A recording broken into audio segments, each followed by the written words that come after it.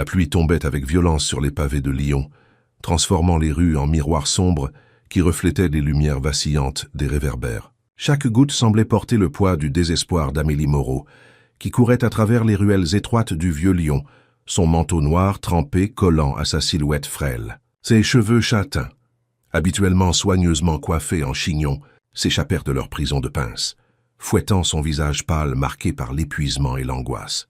Elle s'arrêta devant les grilles imposantes du domaine château de Montclair, une propriété qui dominait les collines de Caluire et Cuire comme un géant endormi. Derrière ces murs de pierre centenaire se cachait l'homme qu'elle était venue voir, celui que tout Lyon craignait et respectait à parts égales. Gabriel Delacroix. On l'appelait dans les cercles fermés de la pègre lyonnaise le diable élégant, un surnom qui lui collait à la peau depuis qu'il avait pris les rênes de l'empire familial à l'âge de 25 ans. Amélie serra ses poings tremblants. 24 ans diplômée en littérature de l'université Lumière Lyon 2, elle avait toujours vécu selon les principes stricts que son père, Henri Moreau, lui avait inculqués. Professeur d'histoire dans un lycée de Villeurbanne, Henri était un homme d'honneur, intègre, qui avait élevé sa fille unique avec amour, mais aussi avec une rigueur morale inflexible. La réputation, ma petite Amélie, c'est tout ce qui nous reste quand nous n'avons rien d'autre, lui répétait-il souvent. Et maintenant, cette même réputation qu'elle avait protégée comme un trésor, elle s'apprêtait à la sacrifier sur l'autel du désespoir. 3 mois plus tôt, Henri Moreau s'était effondré dans sa salle de classe devant ses élèves. Le diagnostic était tombé comme un coup près. Cancer du pancréas en phase terminale. Les médecins de l'hôpital Édouard Herriot avaient été clairs. Sans un traitement expérimental coûteux, disponible uniquement dans une clinique privée suisse, Henri ne verrait pas la fin de l'année. Le prix, 100 000 €. Une somme astronomique pour une famille de classe moyenne qui vivait modestement dans un petit appartement de la Croix-Rousse. Amélie avait tout tenté. Elle avait vidé le compte épargne familial, vendu la voiture de son père, ses livres rares, ses bijoux de famille. Elle avait frappé à toutes les portes, supplié les banques, contacté des associations caritatives. Rien. Les semaines s'égrenaient, et elle voyait son père dépérir un peu plus chaque jour. Ses joues se creusaient, ses yeux perdre de leur éclat. Les médications palliatives ne faisaient que retarder l'inévitable. C'est sa voisine, Madame Dubois, une ancienne couturière qui avait travaillé pour des familles riches de Lyon, qui avait murmuré le nom de Gabriel Delacroix. « Si tu as vraiment besoin d'argent rapidement, ma petite, il n'y a qu'un homme dans cette ville qui peut t'aider. Mais le prix à payer... » Elle n'avait pas terminé sa phrase, se contentant de secouer la tête avec tristesse. Amélie avait d'abord rejeté cette idée. Elle connaissait la réputation de Gabriel Delacroix, même si elle ne l'avait jamais rencontré. Fils d'une famille de négociants en vin qui avait bâti sa fortune dans l'ombre, Gabriel avait transformé l'entreprise familiale en un empire tentaculaire qui s'étendait bien au-delà du commerce légal. Casinos clandestins, prêts à taux usuriers, importations douteuses. Tout Lyon savait que derrière la façade respectable de Delacroix et Associés se cachait un réseau complexe d'activités illégales. Mais personne n'osait l'affronter ouvertement. Gabriel Delacroix était intouchable, protégé par un mélange de corruption, de crainte et d'admiration forcée. Ce que peu de gens savaient, c'est qu'il l'avait remarqué depuis des années. La première fois, c'était un dimanche après-midi sur la place Bellecour. Amélie, alors âgée de 19 ans, se promenait avec son père, riant à une plaisanterie qu'il venait de faire. Gabriel, qui traversait la place après une réunion d'affaires, s'était arrêté net en la voyant. Cette jeune femme rayonnante, avec son sourire authentique et sa robe simple mais élégante, contrastait si violemment avec le monde sombre dans lequel il évoluait qu'elle lui avait coupé le souffle. Depuis ce jour, sans qu'elle s'en doute jamais, Gabriel avait veillé sur elle à distance. Quand des voyous du quartier de la Pardieu avaient menacé Henri Moreau parce qu'il refusait de fermer les yeux sur les activités de drogue près de son lycée, c'est Gabriel qui avait fait passer le message qu'il fallait laisser le professeur tranquille. Quand Amélie avait eu des problèmes avec un propriétaire véreux qui voulait l'expulser de son studio étudiant, c'est encore Gabriel qui avait discrètement résolu la situation. Elle ne l'avait jamais su, et c'était mieux ainsi. Il était trop dangereux pour elle, trop impliqué dans un monde de violence et de corruption pour qu'une jeune femme pure comme Amélie puisse jamais s'en approcher. Mais ce soir, sous cette pluie battante, c'est elle qui venait à lui. Amélie inspira profondément et appuya sur l'interphone. Une voix grave et cultivée lui répondit, avec un léger accent lyonnais qui trahissait ses origines populaires, malgré son éducation soignée. « Qui que vous soyez, il est minuit passé. Revenez demain. Je m'appelle Amélie Moreau. J'ai besoin de voir Monsieur Delacroix. C'est urgent. » Un long silence, puis le bruit du portail qui s'ouvrait lentement. L'allée qui menait au château était bordée de platanes centenaires dont les branches nues griffaient le ciel nocturne. Amélie avança d'un pas mal assuré, ses chaussures plates glissant sur les graviers mouillés. La propriété était immense, avec des jardins à la française parfaitement entretenus et des fontaines qui continuaient de couler malgré la saison. Au bout de l'allée se dressait le château, un magnifique édifice du XVIIIe siècle en pierre dorée, caractéristique de la région lyonnaise. Toutes les fenêtres étaient éteintes, sauf une au premier étage où brillait une lumière dorée. La porte d'entrée s'ouvrit avant qu'elle ait pu frapper. Un homme d'une cinquantaine d'années, aux cheveux gris et au costume impeccable malgré l'heure tardive, l'accueillit avec une politesse glaciale. « Mademoiselle Moreau, je présume. Monsieur Delacroix vous attend dans son bureau, suivez-moi. » Ils traversèrent un hall d'entrée somptueux, avec un escalier de marbre qui montait vers les étages et des tableaux de maîtres qui ornaient les murs. L'homme, qui se présenta comme Marcel, le majordome, la guida à travers plusieurs couloirs décorés avec un goût exquis. Meubles d'époque, tapis persans, sculptures. Tout dans cette demeure respirait la richesse et le pouvoir. Ils s'arrêtèrent devant une porte en chêne massif. Marcel frappa discrètement, attendit une réponse, puis ouvrit. « Mademoiselle Moreau, monsieur. » Le bureau de Gabriel Delacroix était une pièce immense, avec des étagères remplies de livres qui montèrent jusqu'au plafond et une cheminée où crépitait un feu de bois. Derrière un bureau ancien en acajou se tenait l'homme que tout Lyon craignait. Gabriel Delacroix était plus impressionnant encore qu'Amélie ne l'avait imaginé. Grand, certainement plus d'1,80 m, il avait la carrure d'un homme habitué à l'exercice physique malgré ses 40 ans. Ses cheveux noirs, légèrement grisonnants aux tempes, étaient parfaitement coiffés. Ses yeux, d'un vert profond comme les eaux de la Saône, la jaugèrent avec une intensité qui la fit frissonner. Il portait un costume noir parfaitement coupé qui soulignait sa prestance naturelle. Mais c'était son visage qui la troublait le plus. Des traits fins et aristocratiques, une mâchoire volontaire, et cette aura de dangerosité contrôlée qui émanait de toute sa personne. Mademoiselle Moreau, sa voix était grave, mélodieuse, avec cette politesse froide qui caractérisait les hommes puissants. Vous avez choisi une heure bien tardive pour une visite, et par un temps épouvantable. Amélie tremblait, et pas seulement à cause de ses vêtements trempés. Monsieur Delacroix, je sais que ma visite est inconvenante, mais je n'avais pas le choix. Mon père, il va mourir si je ne trouve pas 100 000 € rapidement. Gabriel l'observa en silence pendant de longues secondes. Il avait reconnu cette voix douce, ses yeux noisettes qu'il avait tant de fois contemplés de loin. Mais la voir ici dans son bureau trempé et désespéré lui serrait le cœur d'une manière qu'il n'avait pas anticipée. « Asseyez-vous. » Il désigna un fauteuil en cuir face à son bureau. « Marcel, apportez une serviette et du thé chaud pour mademoiselle. » Amélie s'assit au bord du fauteuil, les mains jointes sur ses genoux. « Je sais qui vous êtes, monsieur Delacroix. Je sais aussi que vous n'aidez personne par charité. Alors je vais être direct. » Elle releva la tête et Gabriel fut frappé par la détermination qui brillait dans ses yeux, malgré sa peur évidente. « Je vous propose un marché. »« Quel genre de marché ?» Amélie sentit sa gorge se serrer. Les mots qu'elle s'apprêtait à prononcer allaient changer sa vie à jamais. 5 000 € contre mon corps. Pour la durée que vous jugerez équitable. Le silence qui suivit fut assourdissant. Gabriel se leva lentement et contourna son bureau. Il vint se placer devant la cheminée, lui tournant le dos. « Vous savez ce que vous êtes en train de me proposer, mademoiselle Moreau ?»« Parfaitement. » Sa voix tremblait, mais elle ne fléchit pas. « Je vous propose de devenir votre maîtresse, le temps nécessaire pour rembourser cette dette. » Gabriel ferma les yeux. Cette femme qu'il aimait en silence depuis des années était là, dans son bureau, lui offrant exactement ce dont il rêvait secrètement, mais dans des circonstances qui rendaient ce rêve plus proche du cauchemar. « Votre père sait-il ce que vous êtes en train de faire ?»« Non. » La réponse fusa véhémente, et il ne doit jamais l'apprendre. Il mourrait de honte avant que le cancer ne l'emporte. Gabriel se retourna. Amélie avait les joues rouges, autant de colère que d'humiliation. Ses cheveux commençaient à sécher et boucler légèrement autour de son visage. Elle était encore plus belle qu'il ne se l'était imaginé, et infiniment plus courageuse. Pourquoi moi? Pourquoi pas les banques, votre famille, des amis? Vous croyez que je n'ai pas essayé?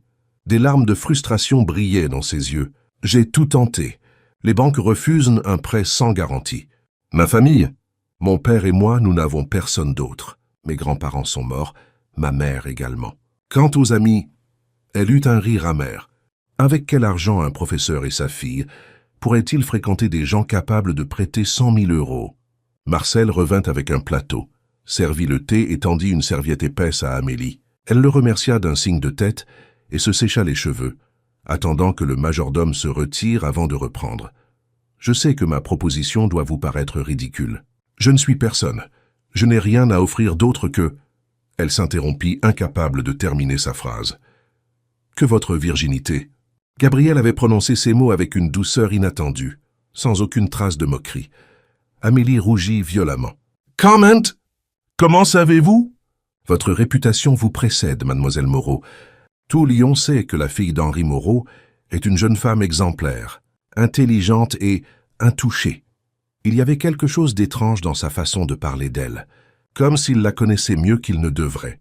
Mais Amélie était trop épuisée et désespérée pour s'y attarder. Alors, acceptez-vous mon offre? Gabriel retourna s'asseoir derrière son bureau. Il ouvrit un tiroir et en sortit un carnet de chèques. 100 000 euros, dites-vous? Le cœur d'Amélie bondit. Vous acceptez. J'accepte de vous prêter cette somme. Sans intérêt. Mais, et mon offre? Gabriel leva les yeux vers elle.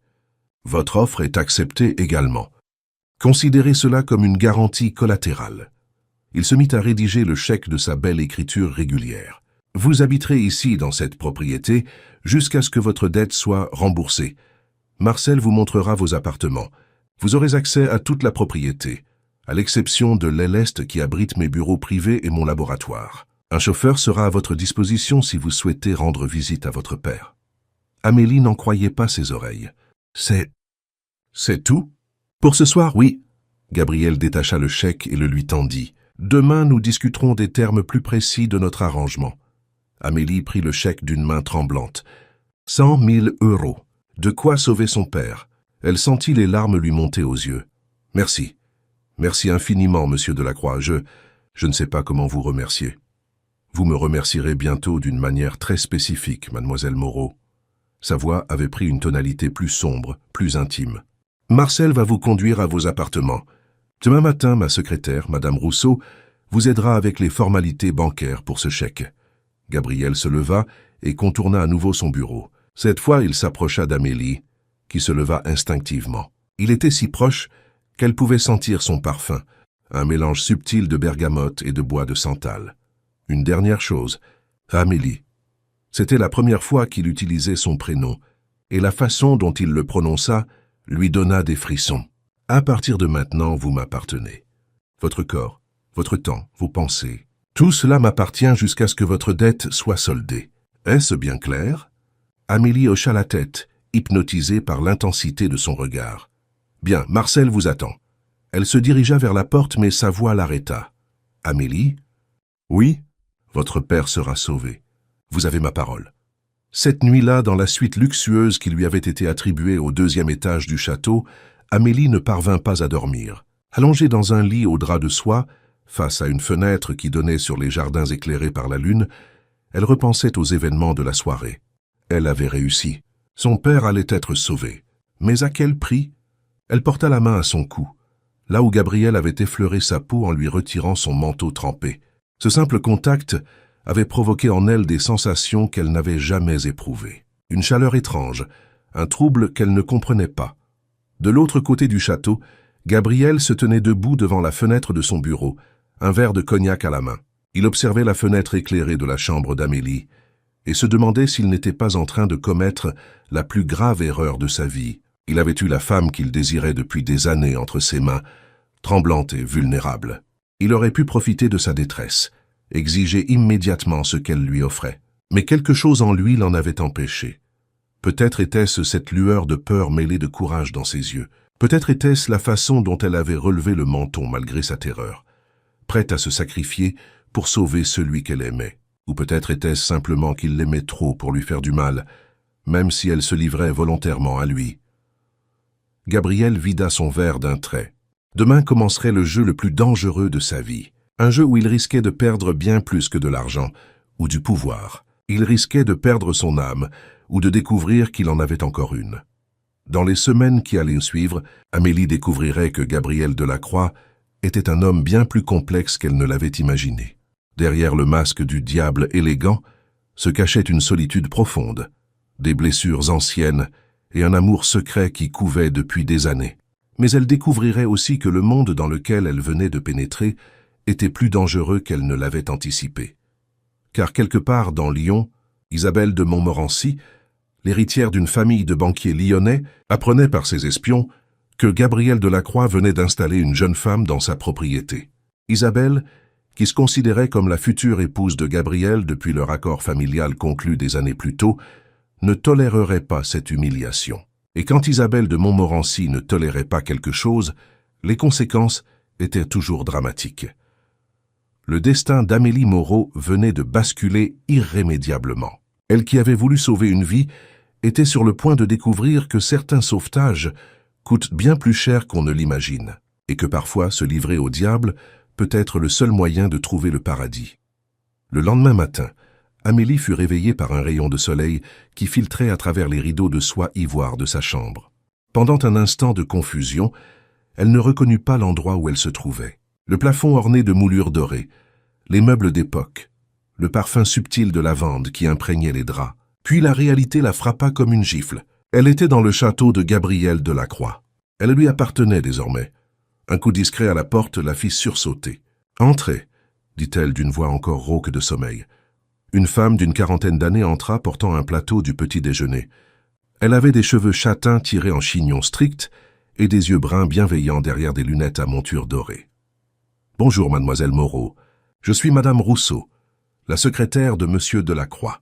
J'espère que vous avez bien dormi. » Amélie se redressa dans le lit, tirant la couverture jusqu'à son cou. « Oui, merci. Et merci pour le petit déjeuner. » Madame Rousseau posa le plateau sur la table près de la fenêtre. « Monsieur Delacroix m'a demandé de vous accompagner à la banque ce matin pour encaisser votre chèque. Il a également pris la liberté de contacter la clinique suisse, où votre père doit être traité. Tout est arrangé pour son transfert dès demain. » Les yeux d'Amélie se remplirent de larmes de gratitude. « Si vite!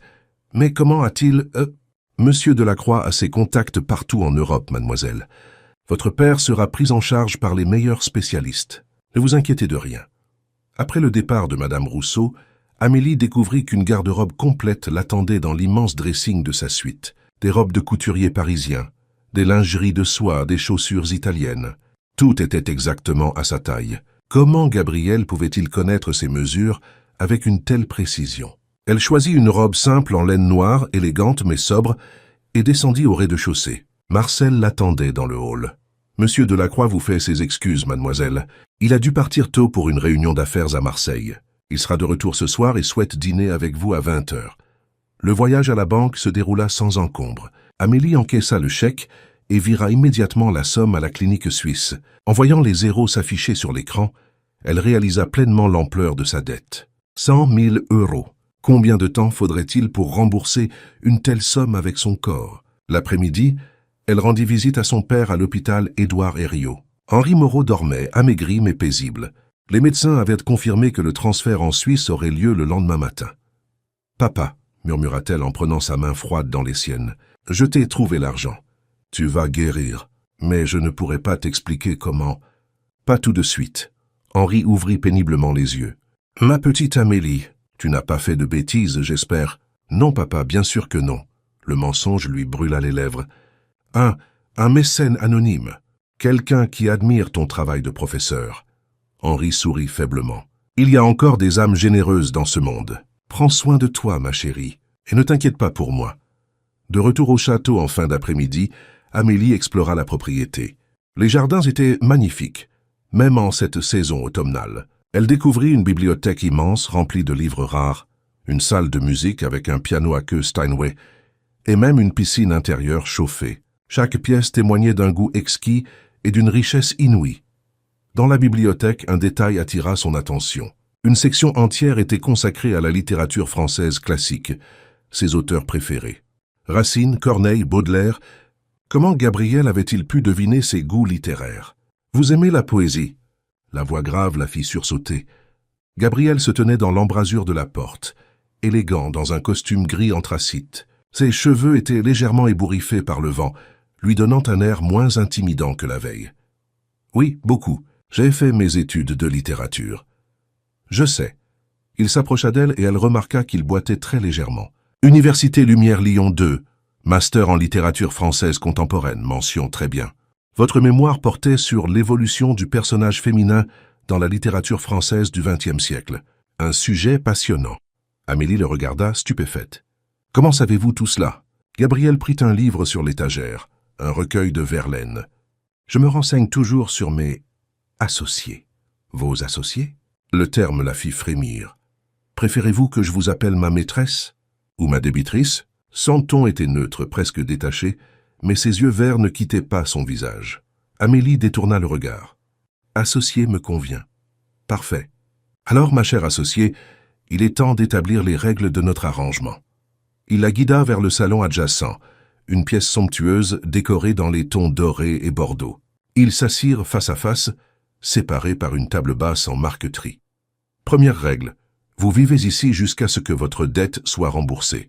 Vous pouvez sortir, mais toujours accompagné de mon chauffeur ou de Marcel. Votre sécurité est de ma responsabilité.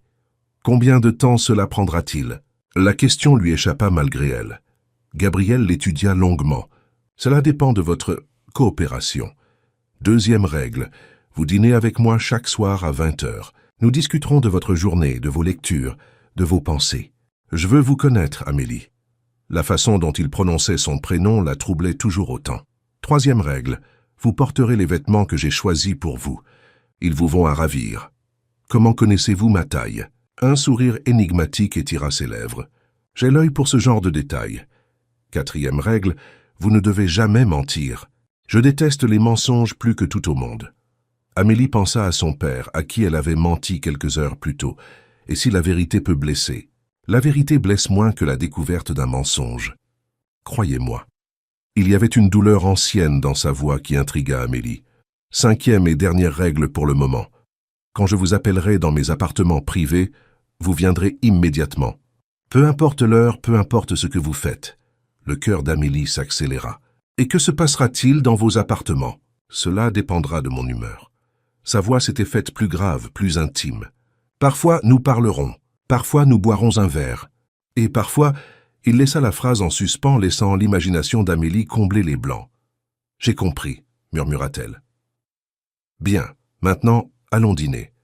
J'ai fait préparer vos plats préférés. » Le dîner fut servi dans la salle à manger principale, une pièce majestueuse avec une table pouvant accueillir 20 convives. Ce soir, seuls 2 couverts étaient dressés, face à face au bout de la table.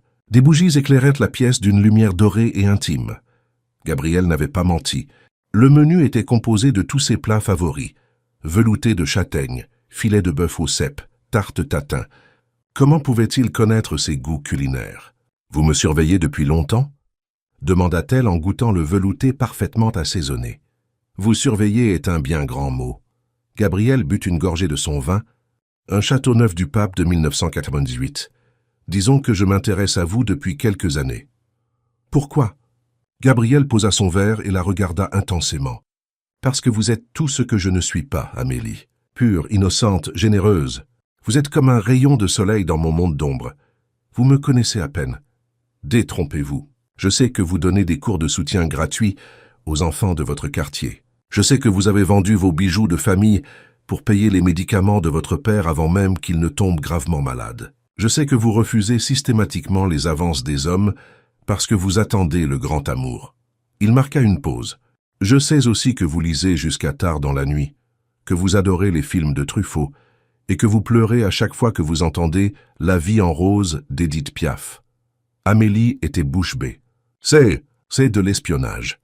C'est de l'admiration, » corrigea Gabriel. « Admirer quelqu'un de loin, c'est la forme la plus pure d'amour, vous ne trouvez pas? »« L'amour ?» Le mot résonna étrangement dans la grande salle à manger. Gabriel détourna le regard. « Parlons d'autre chose. Comment va votre père ?» Le changement de sujet était si abrupt qu'Amélie comprit qu'elle venait de toucher un point sensible. Mais elle n'insista pas. Il sera transféré demain matin. Je ne sais pas comment vous remercier. Vous me remerciez déjà, Amélie. Votre présence ici était le plus beau cadeau que vous puissiez me faire. » Après le dîner, Gabriel la raccompagna jusqu'à sa chambre. Ils s'arrêtèrent devant sa porte et un silence tendu s'installa entre eux. « Bonne nuit, Amélie. »« Gabriel, quand allez-vous? Enfin, quand notre arrangement va-t-il vraiment commencer ?» Il s'approcha d'elle, si près qu'elle pouvait voir les paillettes dorées dans ses yeux verts. Sa main se leva vers son visage, mais s'arrêta à quelques centimètres de sa joue. « Patience, mon ange, toute chose en son temps. » Il repartit vers ses appartements, la laissant troublée et confuse devant sa porte. Les jours suivants s'installèrent dans une routine étrange. Amélie passait ses matinées à lire dans la bibliothèque ou à se promener dans les jardins. L'après-midi, elle rendait visite à son père qui était désormais en Suisse et commençait son traitement. Les nouvelles étaient encourageantes. Les médecins suisses étaient optimistes. Chaque soir, elle dînait avec Gabriel. Ces repas étaient devenus les moments les plus intenses de ses journées. Gabriel était un homme cultivé, intelligent, et leur conversation portait sur la littérature, l'art, la philosophie. Il semblait connaître tous ses auteurs préférés et avait lu plus de livres qu'elle n'aurait pu l'imaginer. Mais ce qui la troublait le plus, c'est qu'il ne l'avait pas touchée, pas une fois. Il la regardait avec une intensité brûlante, ses yeux suivaient chacun de ses mouvements, mais il gardait toujours une distance physique entre eux. Une semaine après son arrivée, Amélie n'y tenait plus. Ce soir-là, après le dîner, elle prit son courage à deux mains. « Gabriel, puis-je vous poser une question indiscrète? Toutes vos questions sont les bienvenues. Pourquoi ne m'avez-vous pas encore touché ?» Gabriel s'immobilisa, son verre de cognac à mi-chemin de ses lèvres. « Vous êtes impatiente de remplir votre part du contrat. »« Non, ce n'est pas ça. C'est juste que je ne comprends pas. J'ai accepté de devenir votre maîtresse, mais vous vous comportez comme si j'étais votre invité. » Gabriel vida son verre d'un trait et se leva. Il vint se placer derrière le fauteuil d'Amélie, posant ses mains sur le dossier. « Vous voulez vraiment savoir pourquoi ?»« Oui, parce que quand je vous toucherai, Amélie, ce ne sera pas pour honorer un contrat. Ce sera parce que vous le désirerez autant que moi. » Sa voix était rauque, chargée d'une émotion qu'elle ne parvenait pas à identifier. « Mais notre accord vous lie à moi, c'est vrai. Mais je refuse de prendre une femme qui ne vient à moi que par obligation. » Il se pencha vers elle, ses lèvres effleurant son oreille. « Quand vous serez prête, quand votre corps appellera le mien autant que le mien appelle le vôtre, alors nous deviendrons amants, pas avant. » Amélie frissonna. La proximité de Gabriel, son parfum, la chaleur de son souffle contre sa peau, elle sentait naître en elle des sensations troublantes qu'elle ne comprenait pas. Et si ce moment n'arrive jamais? Gabriel se redressa et contourna le fauteuil pour se placer face à elle. Il s'agenouilla devant elle, prenant ses mains dans les siennes. « Alors je serai le plus malheureux des hommes, mais je respecterai votre choix. » Amélie regarda leurs mains entrelacées. Les siennes, petites et pâles, semblaient si fragiles dans celles de Gabriel, larges et puissantes. Elle remarqua une cicatrice qui barrait sa paume droite. « Comment vous êtes-vous fait cette cicatrice ?» Gabriel suivit son regard. « Une vieille blessure. Quelqu'un en qui j'avais confiance m'a trahi. J'ai appris ce jour-là à ne jamais baisser ma garde. Qui vous a trahi? La femme que j'aimais. » Sa voix était devenue plus dure. Ou plutôt la femme que je croyais aimer. Amélie sentit une pointe de jalousie inattendue. Qu'est-elle devenue? Elle a épousé celui qui lui offrait le plus de prestige social. Gabriel libéra les mains d'Amélie et se releva. Assez parlé du passé. Il se fait tard. Mais Amélie n'était pas prête à en rester là. « Gabriel, puis-je vous demander autre chose? Vous pouvez tout me demander. »« Pourquoi moi? Avec votre fortune, votre pouvoir, vous pourriez avoir toutes les femmes que vous voulez. Alors pourquoi une fille ordinaire comme moi ?» Gabriel la regarda longuement, et pour la première fois depuis qu'elle le connaissait, elle vit de la vulnérabilité dans ses yeux. « Parce que vous n'êtes pas ordinaire, Amélie. Vous êtes extraordinaire et vous ne le savez même pas. » Il quitta la pièce, la laissant seule avec ses pensées tumultueuses. Cette nuit-là, Amélie ne parvint pas à dormir. Elle pensait aux paroles de Gabriel, à la façon dont il la regardait, à cette tension constante qui vibrait entre eux. Elle commençait à comprendre que cet homme était bien plus complexe qu'elle ne l'avait imaginé. Derrière le masque du diable élégant se cachait quelqu'un qui avait souffert, qui avait été trahi, et qui la désirait avec une intensité qui la terrifiait et l'excitait à la fois.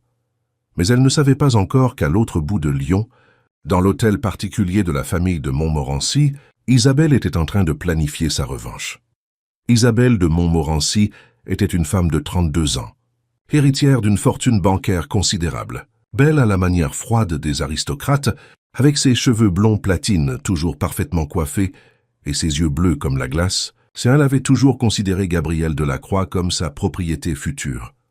L'arrangement entre leurs familles avait été conclu quand ils avaient respectivement 25 et 23 ans.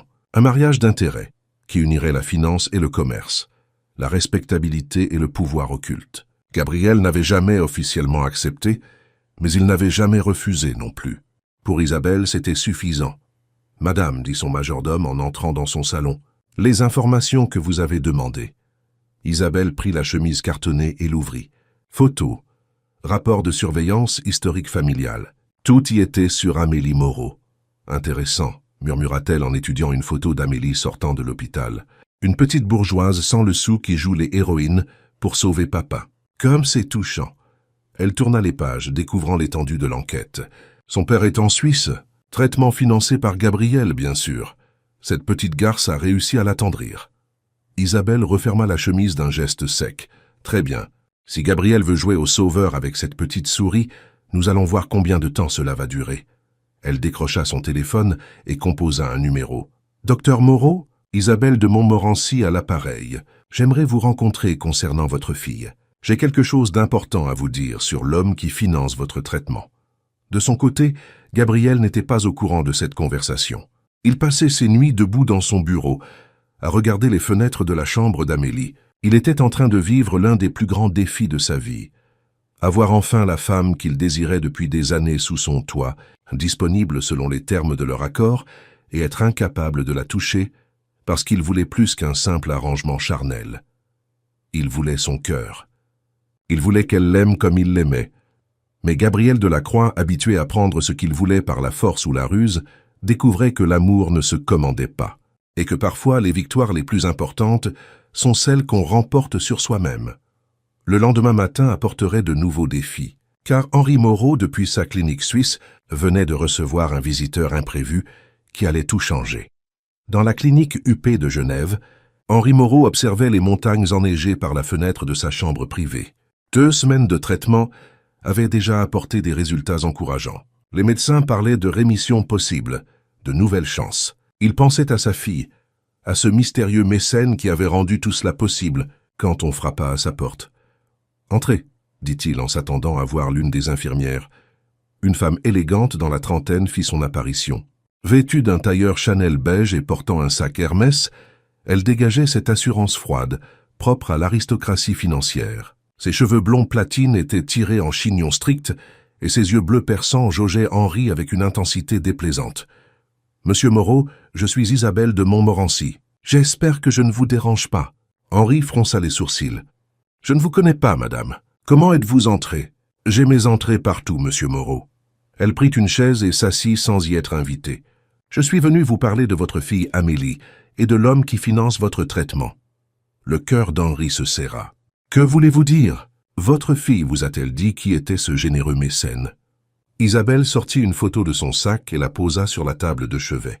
« Gabriel Delacroix, cela vous dit quelque chose ?» Henri regarda la photo et pâlit. L'homme élégant qui souriait à l'objectif n'était pas inconnu. Tout professeur de la région lyonnaise connaissait ce nom, ces rumeurs. Le chef de la pègre lyonnaise ? Entre autres. Isabelle croisa les jambes, visiblement satisfaite de l'effet produit. Mais ne vous inquiétez pas, monsieur Moreau. Gabriel n'offre jamais rien gratuitement. Votre fille paie actuellement votre traitement d'une manière très particulière. Henri se redressa péniblement dans son lit. Que voulez-vous dire ?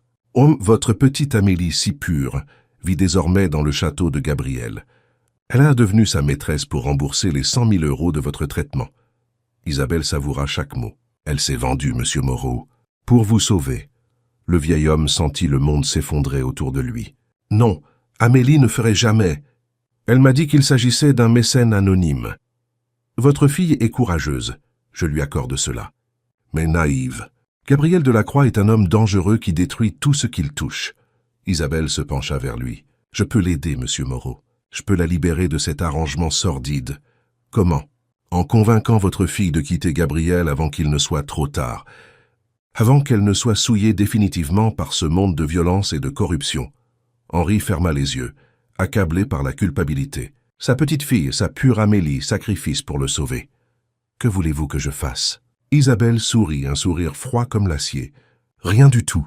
Laissez-moi simplement rendre visite à votre fille. Laissez-moi lui ouvrir les yeux sur l'homme qu'elle côtoie. Pendant ce temps, au château de Montclair, Amélie venait de vivre l'un des moments les plus troublants de sa vie. Ce matin-là, elle s'était réveillée avec une fièvre légère et des nausées. Inquiète, elle avait demandé à consulter le médecin de famille de Gabriel. Le docteur Beaumont, un homme distingué aux cheveux gris, l'avait examiné dans le petit dispensaire aménagé au château. Après une série de tests, il avait quitté la pièce pour revenir quelques minutes plus tard avec un sourire bienveillant. « Félicitations, mademoiselle Moreau. Vous êtes enceinte. D'environ 3 semaines, je dirais. » Amélie avait senti le monde tourner autour d'elle. Enceinte, elle portait l'enfant de Gabriel Delacroix. Un enfant conçu lors de cette nuit unique, où il l'avait finalement touché une semaine plus tôt. Cette nuit-là était gravée dans sa mémoire avec une précision douloureuse. Après un dîner particulièrement tendu, où ils avaient parlé de littérature romantique, Gabriel l'avait raccompagné comme d'habitude. Mais cette fois, au lieu de s'arrêter devant sa porte, il avait continué jusqu'à ses appartements privés. « Venez », avait-il dit simplement. Ses appartements étaient à son image, somptueux mais sobres, dominés par une immense baie vitrée qui donnait sur Lyon illuminé. Un feu crépitait dans la cheminée, et des bougies éclairèrent la pièce d'une lumière dorée. « Pourquoi m'amenez-vous ici ?» avait-elle demandé, le cœur battant. « Parce que je n'en peux plus de vous désirer de loin. » Sa voix était rauque, chargée d'une tension longtemps contenue. « Parce que chaque soir, je vous regarde partir vers votre chambre en me retenant de vous suivre. » Il s'était approché d'elle, et cette fois, il n'avait pas arrêté son geste. Sa main avait caressé sa joue, ses lèvres avaient effleuré les siennes. « Dites-moi non si vous ne le voulez pas, Amélie. Dites-moi non et je vous laisse partir. » Mais elle n'avait pas dit non. Quelque chose en elle, quelque chose qu'elle ne comprenait pas encore, la poussait vers cet homme dangereux et fascinant. Leurs lèvres s'étaient jointes dans un baiser qui avait effacé toutes ses résistances. Cette nuit-là, Gabriel lui avait fait découvrir des sensations qu'elle n'aurait jamais imaginées. Il avait été doux, patient, attentif à chacune de ses réactions. Quand il l'avait enfin possédée, elle avait eu l'impression que 2 moitiés d'elle-même se réunissaient enfin. Au matin, il était parti tôt pour un voyage d'affaires à Monaco, la laissant seule avec ses souvenirs troublants et cette culpabilité qui la rongeait. Elle avait donné son corps par désir, pas par obligation, et cela changeait tout. Et maintenant, elle portait son enfant. Amélie resta prostrée dans le dispensaire, les mains posées sur son ventre encore plat. Comment allait-elle l'annoncer à Gabriel? Comment réagirait-il? Voudrait-il qu'elle se débarrasse du bébé, mademoiselle? Le docteur Beaumont la regardait avec inquiétude. « Tout va bien? »« Oui. »« Enfin non, c'est compliqué, docteur. Puis-je me permettre un conseil? Dans ma longue carrière, j'ai appris que la vérité, même difficile à dire, est toujours préférable au silence. » Amélie hocha la tête et retourna vers le château. Gabriel ne reviendrait que le lendemain soir. Elle avait du temps pour réfléchir, pour trouver les mots. L'après-midi même, alors qu'elle lisait dans la bibliothèque, Marcel vint l'informer qu'une visiteuse demandait à la voir. Une certaine mademoiselle de Montmorency. Elle dit que c'est urgent. Amélie fronça les sourcils. Ce nom ne lui disait rien, mais quelque chose dans le ton de Marcel l'inquiéta. Faites-la entrer dans le petit salon. Quelques minutes plus tard, Amélie faisait face à l'une des plus belles femmes qu'elle ait jamais vues. Isabelle de Montmorency était éblouissante, avec cette beauté froide et parfaite des mannequins de magazine. À côté d'elle, Amélie se sentit soudain terne et ordinaire. Mademoiselle Moreau, enchantée. Isabelle lui tendit une main aux ongles parfaitement manucurés. « Je suis Isabelle de Montmorency, la fiancée de Gabriel. » Amélie sentit son sang se glacer. « Sa fiancée? Oh, il ne vous a pas dit ?» Isabelle feignit la surprise. « Nos familles ont arrangé notre union il y a plusieurs années. Bien sûr, Gabriel a toujours eu ses distractions.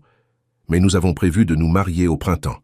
Je ne comprends pas. » Isabelle s'assit gracieusement dans un fauteuil et croisa les jambes. « Asseyez-vous, ma chère. Nous avons des choses importantes à nous dire. » Amélie obéit, l'esprit en ébullition. Gabriel fiancé. Il ne lui avait jamais parlé d'Isabelle. Écoutez, Amélie, puis-je vous appeler Amélie? Je ne vous en veux pas. Gabrielle a toujours eu un faible pour les jeunes femmes innocentes. C'est un trait de caractère que je connais bien. Madame de Montmorency, je crois qu'il y a un malentendu. Il n'y a aucun malentendu. Isabelle sortit une pochette de son sac et en tira plusieurs photos. Nos fiançailles officielles, notre dernière réception ensemble, notre voyage en Toscane l'été dernier. Amélie regarda les photos, le cœur serré. Gabrielle souriait aux côtés d'Isabelle, son bras autour de sa taille. Ils formaient un couple parfait, assorti, évoluant dans le même monde de luxe et de privilèges.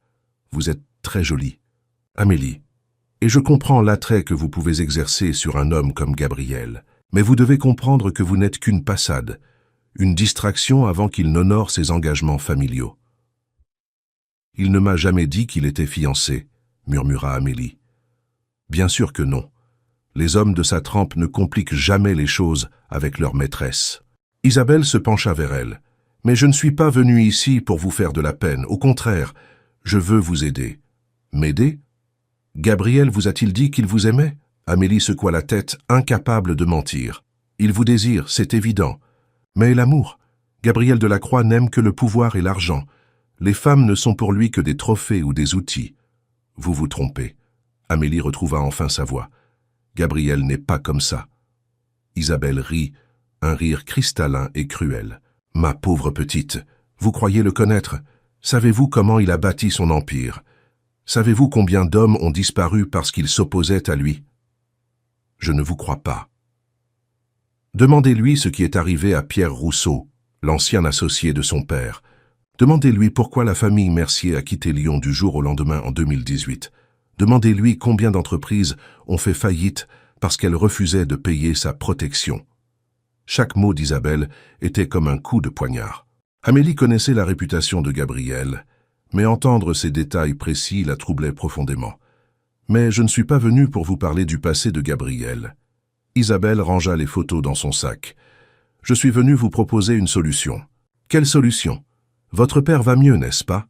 Le traitement fonctionne? » « Oui, mais qu'est-ce que... » « Alors votre dette envers Gabriel peut être remboursée autrement.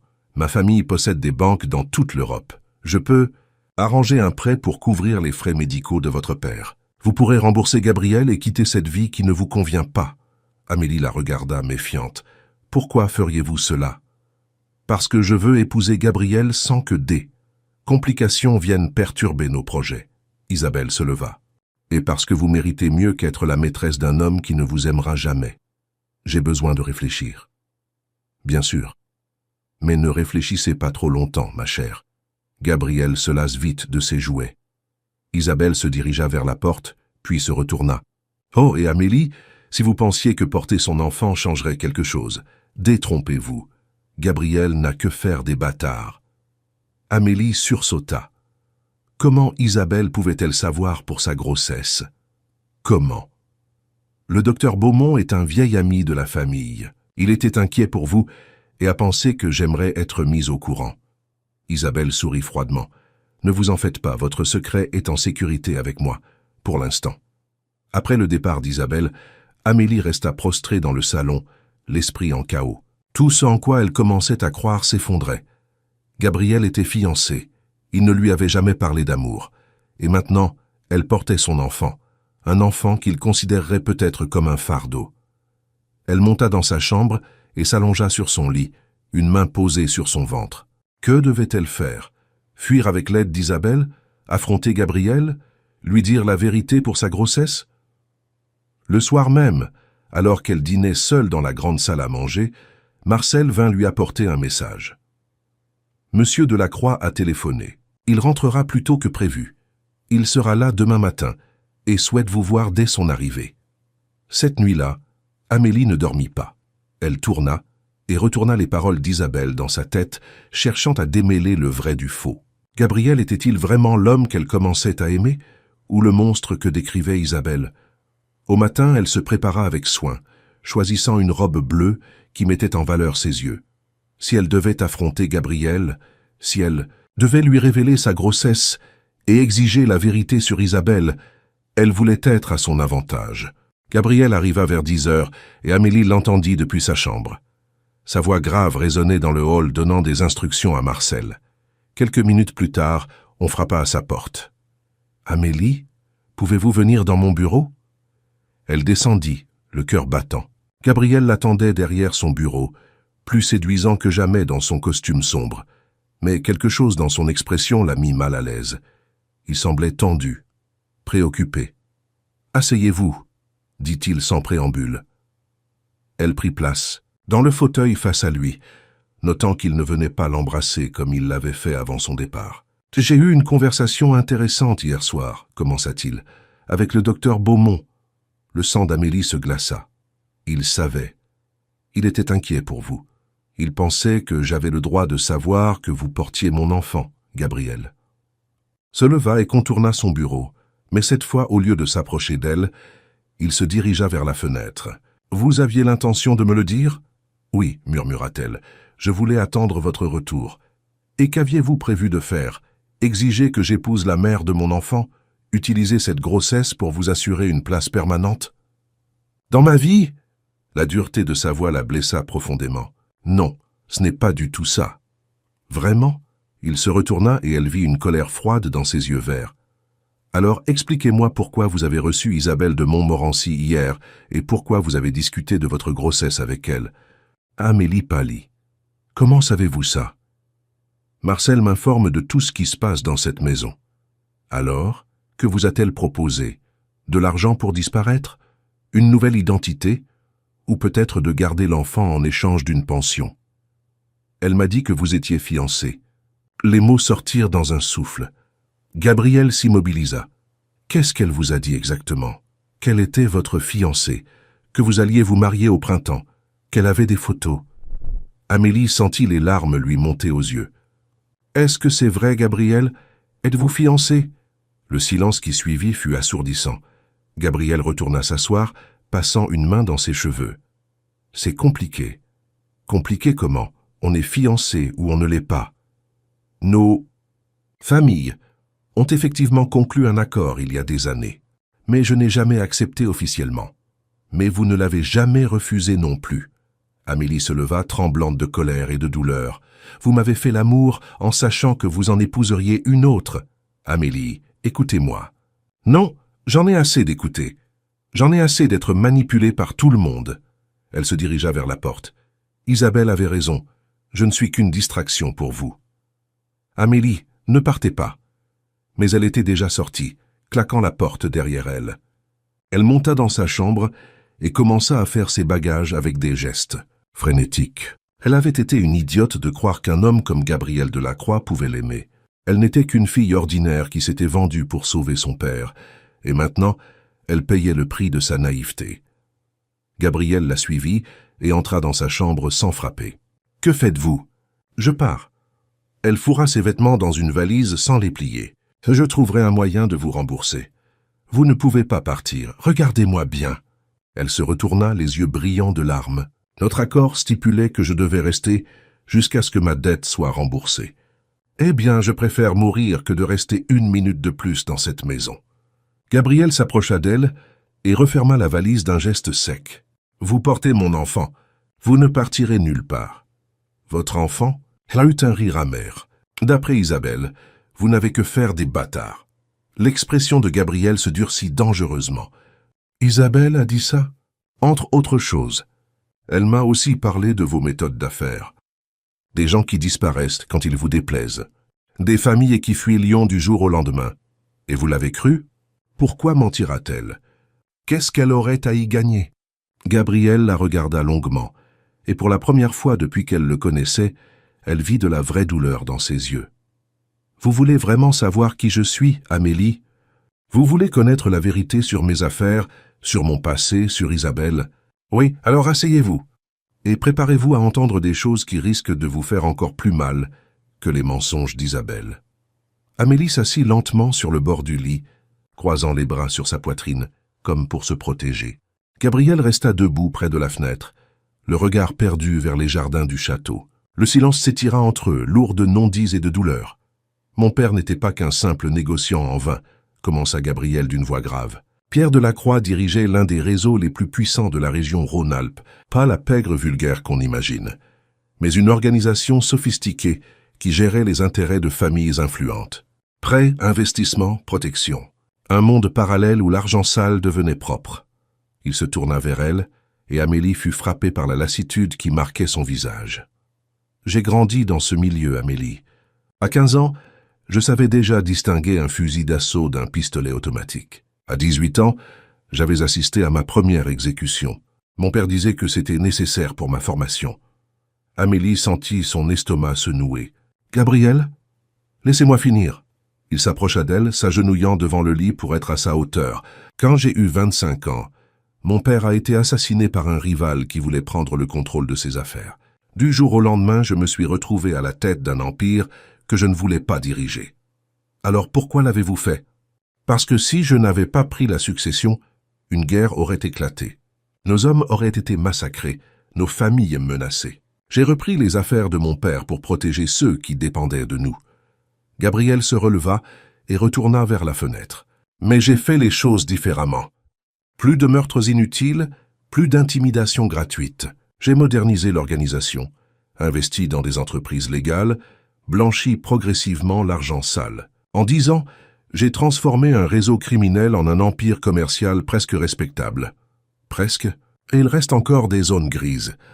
Des activités qu'on ne peut pas arrêter du jour au lendemain sans créer un vide que d'autres, plus violents, s'empresseraient de combler. Il la regarda intensément. Mais depuis que vous êtes dans ma vie, Amélie, je ne pense qu'à une chose, tout quitter. Vendre mes parts, transférer mes responsabilités, partir loin de Lyon avec vous. Amélie sentit son cœur se serrer. Et Isabelle dans tout ça? Le visage de Gabriel se durcit. Et Isabelle de Montmorency est la fille du banquier qui blanchissait l'argent de mon père. Quand j'ai pris la succession, sa famille a proposé cette alliance pour sécuriser leurs intérêts. Un mariage qui unirait nos deux empires. Vous avez accepté? J'ai laissé traîner les négociations. Je n'ai jamais dit oui, mais je n'ai jamais dit non non plus. C'était pratique. Cela tenait les autres familles à distance et me donnait du temps. Du temps pourquoi? Gabriel revint vers elle et prit ses mains dans les siennes. Du temps pour vous trouver. Du temps pour trouver une raison de tout quitter. Amélie retira ses mains. Vous me prenez pour une idiote, Gabriel? Vous prétendiez m'aimer avant même de me connaître? Parce que je vous aimais avant de vous connaître. Sa voix était passionnée, désespérée. Cette première fois sur la place Bellecour, quand je vous ai vu rire avec votre père, j'ai su immédiatement que vous étiez différente. Puis je vous ai observé, protégé, aimé de loin pendant des années. Vous m'avez espionné. Je vous ai protégé. Gabriel se leva brusquement. Vous croyez que c'est un hasard si votre père n'a jamais eu d'ennui, malgré ses prises de position contre la drogue? Vous croyez que c'est de la chance si vous n'avez jamais été agressé dans le métro tard le soir? Si votre propriétaire véreux a renoncé à vous expulser? Amélie le regarda, stupéfaite. C'était vous? Bien sûr que c'était moi. Pendant 4 ans, j'ai veillé sur vous sans que vous le sachiez. J'ai écarté tous ceux qui auraient pu vous faire du mal. Et quand vous êtes venu frapper à ma porte cette nuit de pluie, j'ai cru que le destin m'offrait enfin une chance de m'acheter. Gabriel ferma les yeux, comme si ces mots le blessaient physiquement. Une chance de vous avoir près de moi, d'apprendre à vous connaître vraiment, de vous faire comprendre qui j'étais au-delà de ma réputation. Et l'enfant? Amélie posa une main protectrice sur son ventre. Que comptez-vous faire de votre enfant? L'aimer, le protéger, lui donner le nom de Delacroix et tout ce qui va avec. Gabriel s'agenouilla à nouveau devant elle. Amélie, cet enfant change tout. Il me donne une raison supplémentaire de quitter cette vie, de devenir l'homme que vous méritez. Et Isabelle, elle va accepter que vous rompiez vos fiançailles pour une ancienne maîtresse enceinte? Le silence de Gabriel fut éloquent. Amélie comprit qu'il n'avait pas encore trouvé de solution à ce problème. Elle ne vous laissera jamais partir, murmura-t-elle. Elle a trop investi dans cette alliance. Isabelle n'a pas le choix. Je ne l'épouserai jamais. Même si cela déclenche une guerre entre vos familles? Gabriel ne répondit pas, et Amélie eut sa réponse. Il était prêt à risquer beaucoup pour elle, mais pas à mettre en danger tous ceux qui dépendaient de lui. Un coup à la porte interrompit leur conversation. Marcel entra à l'air soucieux. « Monsieur, pardonnez-moi de vous déranger, mais nous avons un problème. Monsieur Antoine de Beaumont demande à vous voir de toute urgence. » Gabriel fronça les sourcils. « Antoine? Qu'est-ce qu'il fait ici? » « Il dit que c'est à propos de mademoiselle Moreau. » Amélie et Gabriel échangèrent un regard inquiet. Antoine de Beaumont était l'héritier de l'une des plus anciennes familles lyonnaises, rival traditionnel des Delacroix, mais resté dans la légalité. Que pouvait-il vouloir à Amélie? Faites-le entrer dans mon bureau. J'arrive. Gabriel se tourna vers Amélie. Restez ici. Je vais voir ce qu'il veut. Non, s'il s'agit de moi, j'ai le droit de savoir. Gabriel hésita, puis hocha la tête. Très bien, mais laissez-moi parler. Ils descendirent ensemble vers le bureau. Antoine de Beaumont les attendait, debout près de la cheminée. C'était un homme d'une trentaine d'années, grand et élégant, avec des cheveux châtains et des yeux noisettes. Il portait un costume sur mesure qui soulignait sa prestance naturelle. « Gabriel, dit-il en se tournant vers eux, puis s'inclinant légèrement, « Mademoiselle Moreau, Antoine, que me vaut l'honneur de votre visite ?» Antoine regarda Amélie, puis Gabriel. « Je viens proposer mon aide à Mademoiselle Moreau. J'ai appris qu'elle se trouvait dans une situation délicate. » Quelle situation? Gabriel avait pris sa voix la plus froide. Son père a reçu la visite d'Isabelle de Montmorency en Suisse. Isabelle lui a révélé les arrangements que vous avez pris avec sa fille. Antoine s'approcha d'Amélie. « Monsieur Moreau est désormais au courant de tout, mademoiselle. Il sait que vous vous êtes sacrifiée pour le sauver. » Amélie sentit ses jambes se dérober sous elle. Gabriel la rattrapa et l'aida à s'asseoir. « Papa sait ?» murmura-t-elle. « Isabelle s'est montrée très détaillée dans ses révélations, » confirma Antoine. « Votre père est effondré. Il se sent coupable d'avoir causé votre déchéance, comme il dit. » Gabriel serra les poings. « Cette garce !» Isabelle m'a contacté ensuite, continua Antoine. Elle m'a proposé de vous aider à quitter cette situation, mademoiselle Moreau, en échange de certaines concessions de ma part. Quelles concessions? Demanda Gabriel méfiant. Antoine sourit froidement. Isabelle souhaite que j'épouse mademoiselle Moreau, un mariage qui la mettrait sous ma protection et l'éloignerait définitivement de vous, Gabriel. C'est hors de question, gronda Gabriel. Ce n'est pas à vous de décider, répliqua Antoine. C'est le choix de mademoiselle Moreau. Il se tourna vers Amélie. Je vous offre une sortie honorable de cette situation, mademoiselle. Mon nom, ma protection. Une vie respectable loin de la violence et de la corruption. Votre enfant porterait le nom de Beaumont et grandirait dans un environnement sain. Amélie le regarda abasourdie. Vous savez que je suis enceinte. Isabelle m'a tout dit. Cela ne me dérange pas. J'élèverai cet enfant comme le mien. Gabriel fit un pas vers Antoine, menaçant. Sortez de chez moi, maintenant. Je ne partirai pas sans la réponse de mademoiselle Moreau. Antoine ne se laissa pas intimider. Amélie, vous avez le droit de choisir votre avenir. Voulez-vous rester la maîtresse d'un homme qui ne pourra jamais vous épouser ou accepter ma proposition de mariage? Amélie se leva lentement. Son monde s'écroulait autour d'elle. Son père savait tout et se mourait de honte. Gabriel était pris au piège entre elle et Isabelle. Et maintenant, un inconnu lui proposait le mariage par pitié. J'ai besoin de temps pour réfléchir. Amélie, non. Gabriel la prit par les épaules. Ne l'écoutez pas. Nous trouverons une solution ensemble. Quelle solution, Gabriel? Elle le regarda avec des yeux brillants de larmes. Vous allez épouser Isabelle au printemps.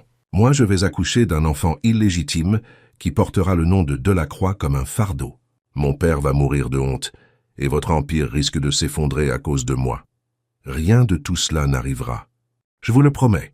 Vous ne pouvez pas me promettre ça. Amélie se dégagea de son étreinte. Monsieur de Beaumont, j'accepte votre proposition. Mais j'ai une condition. Antoine inclina la tête. Laquelle? Je veux voir mon père d'abord. Je veux lui expliquer personnellement ma décision. Bien sûr, mon jet privé peut nous emmener en Suisse dès demain matin. Gabriel était devenu livide. Amélie, vous ne pouvez pas faire ça. Vous portez mon enfant. Justement. Elle le regarda avec une tristesse infinie. Cet enfant mérite mieux qu'une guerre familiale et un père qui doit choisir entre lui et ses responsabilités. Elle se tourna vers Antoine. Je ferai mes bagages ce soir. Nous partirons demain à la première heure. Antoine hocha la tête. Je vous attendrai à l'aéroport de Lyon-Saint-Exupéry à 8 heures. Après son départ, Gabriel et Amélie se retrouvèrent seuls dans le bureau. Un silence pesant s'installa entre eux. « Vous allez vraiment l'épouser » demanda finalement Gabriel. « Qu'est-ce que j'ai d'autre comme choix ?» Amélie avait les larmes aux yeux. « Restez ici et regardez votre monde se déchirer à cause de moi. Voir mon père mourir de culpabilité. Et nous ? Et ce qui s'est passé entre nous cette nuit-là ?» Amélie ferma les yeux. « Cette nuit-là a été la plus belle de ma vie, Gabriel. Mais elle a aussi été la plus grande erreur. J'ai cru que vous pourriez m'aimer, mais vous appartenez à un monde où l'amour ne compte pas face aux intérêts familiaux. Ce n'est pas vrai. Alors prouvez-le. Elle le regarda avec défi. Appelez Isabelle. Rompez officiellement vos fiançailles. Annoncez à toutes les familles que vous quittez les affaires pour m'épouser. Faites-le maintenant devant moi. Gabriel ouvrit la bouche, mais aucun son n'en sortit. Amélie eut un sourire triste. C'est bien ce que je pensais.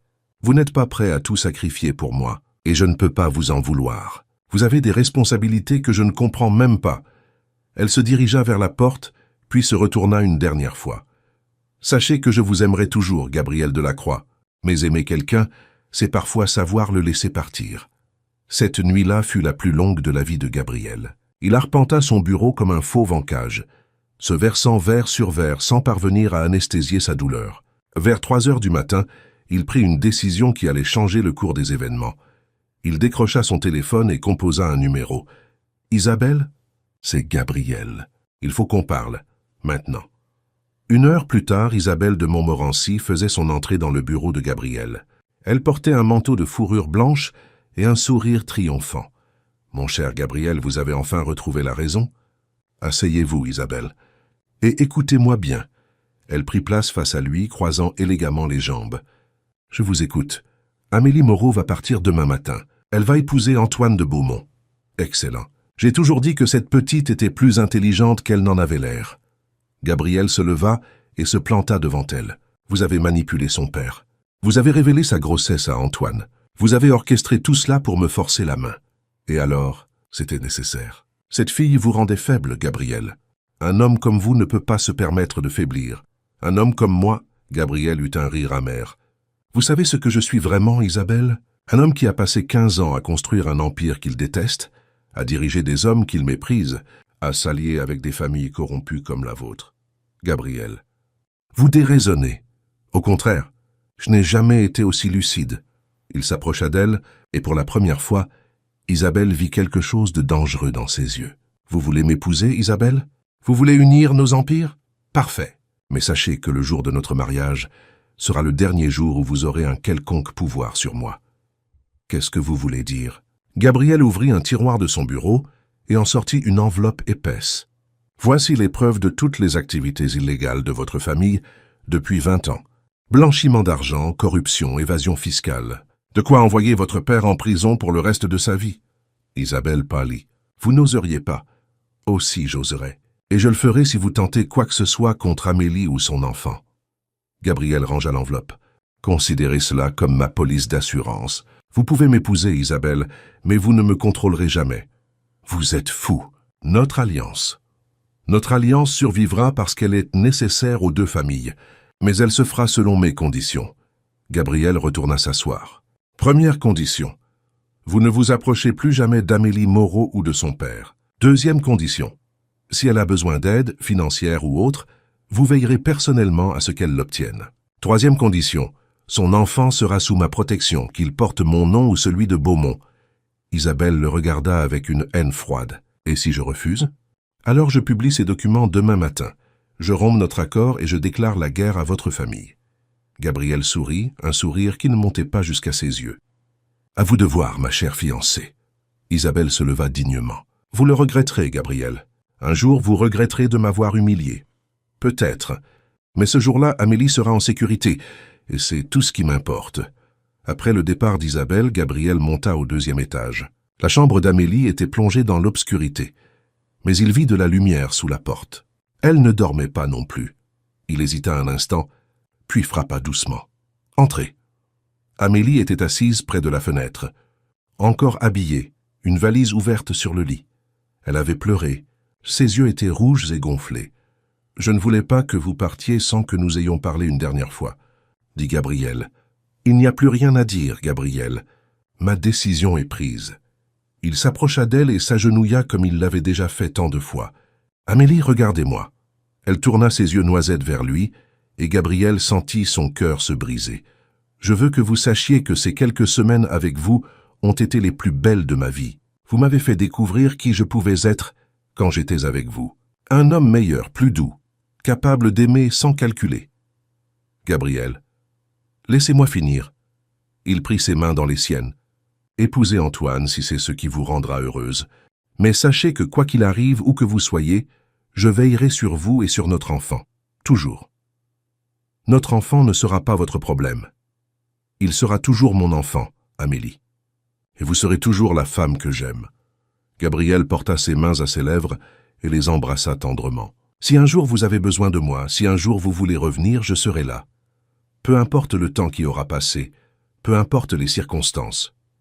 Amélie sentit les larmes couler sur ses joues. Et Isabelle? Isabelle ne sera plus jamais un problème pour vous. Je vous le promets. Il se leva et se dirigea vers la porte. Sur le seuil, il se retourna une dernière fois. Je vous aime, Amélie Moreau. Je vous aimerai jusqu'à mon dernier souffle. Le lendemain matin, Gabriel regarda depuis la fenêtre de son bureau la voiture d'Antoine s'éloigner dans l'allée. Amélie ne s'était pas retournée pour regarder le château une dernière fois. Marcel entra avec le courrier du jour. « Monsieur, il y a ceci pour vous. » Gabriel prit l'enveloppe que lui tendait le majordome. Son nom était écrit de la main d'Amélie. À l'intérieur, il trouva une courte lettre et une photo. « Gabriel, je pars sans me retourner parce que si je le faisais, je n'aurais plus la force de partir. Merci pour tout ce que vous avez fait pour mon père et pour moi. Cette photo a été prise le jour où vous m'avez vu pour la première fois sur la place Bellecour. Papa l'avait dans son portefeuille. Je voulais que vous la gardiez en souvenir du jour où nos destins se sont croisés. Peut-être que dans une autre vie, nous aurions pu être heureux ensemble. Amélie. » Gabriel regarda la photo. Amélie, à 19 ans, rayonnante dans sa robe d'été, souriant à son père. L'image même de l'innocence et de la joie de vivre. Il pressa la photo contre son cœur et ferma les yeux. Dans quelques heures, il appellerait Isabelle pour confirmer leur mariage. Dans quelques mois, il épouserait une femme qu'il n'aimait pas pour protéger celle qu'il aimait. Mais pour la première fois, depuis qu'il avait pris la succession de son père, Gabriel Delacroix avait l'impression d'avoir fait le bon choix, même si cela lui brisait le cœur. 9 ans plus tard. Le petit village de Sainte-Croix-en-Jarez, niché dans les montagnes du Pilat à 1 heure de Lyon, semblait figé dans le temps. Ses maisons de pierre dorée, ses ruelles pavées et sa chartreuse médiévale en faisaient un havre de paix loin de l'agitation urbaine. C'est là qu'Amélie Moreau avait choisi de refaire sa vie, dans cette ancienne chartreuse transformée en village, où le temps s'écoulait au rythme des saisons. Ce matin d'octobre, elle préparait le petit déjeuner dans la cuisine de sa maison de pierre, une demeure modeste mais chaleureuse qu'elle avait achetée avec l'argent qu'Antoine de Beaumont lui avait généreusement donné après l'annulation de leur mariage. Car oui, contrairement à ce que tout le monde attendait, Amélie n'avait jamais épousé Antoine. 3 mois après avoir quitté Lyon, alors qu'elle était enceinte de 6 mois et vivait sous la protection de la famille Beaumont, Amélie avait pris une décision qui avait surpris tout le monde. Elle avait remercié Antoine pour sa générosité, décliné sa proposition de mariage et demandé l'aide pour disparaître complètement. Elle voulait élever son enfant loin de Lyon, loin des Delacroix et des Beaumont, loin de ce monde de pouvoir et de manipulation. Antoine, homme d'honneur, avait respecté sa décision. Il lui avait fourni une nouvelle identité, Amélie Dubois, et l'avait aidé à s'installer dans ce village reculé où personne ne poserait de questions sur une jeune veuve élevant seule son fils. « Maman, je ne trouve plus mon livre de maths. » La voix claire et impérieuse qui résonnait depuis l'étage fit sourire Amélie. Théo, son fils de 8 ans, était l'amour de sa vie et son plus grand défi quotidien. Grand pour son âge, avec des cheveux noirs indisciplinés et des yeux verts d'une intensité troublante, il était le portrait craché de son père. Mais contrairement à Gabriel, Théo avait hérité de la douceur de sa mère et de son amour pour les livres. « Il est dans ton cartable, mon chéri. Regarde bien. » Amélie versait le café dans sa tasse quand Théo déboula dans la cuisine. Cartable sur l'épaule et livre de mathématiques à la main. Tu avais raison. Il était dans la poche avant. Il l'embrassa sur la joue avant de s'asseoir à table. « Maman, tu crois que je pourrais visiter Lyon un jour ?» La question posée avec cette innocence enfantine serra le cœur d'Amélie. Théo ne savait rien de ses origines réelles. Pour lui, son père était mort dans un accident de voiture avant sa naissance et sa mère était veuve depuis toujours. Il ne connaissait de sa famille que son grand-père Henri, qui leur rendait visite 2 fois par an depuis qu'il était en rémission complète. « Pourquoi veux-tu aller à Lyon ?» demanda-t-elle en s'asseyant face à lui. « Madame Roussel nous a dit que c'est la 2e plus grande ville de France après Paris, et puis c'est là que grand-père a vécu avant. » Théo mordit dans sa tartine de confiture. « Tu n'as jamais voulu me raconter pourquoi on avait quitté Lyon. » Amélie sentit le poids familier de la culpabilité.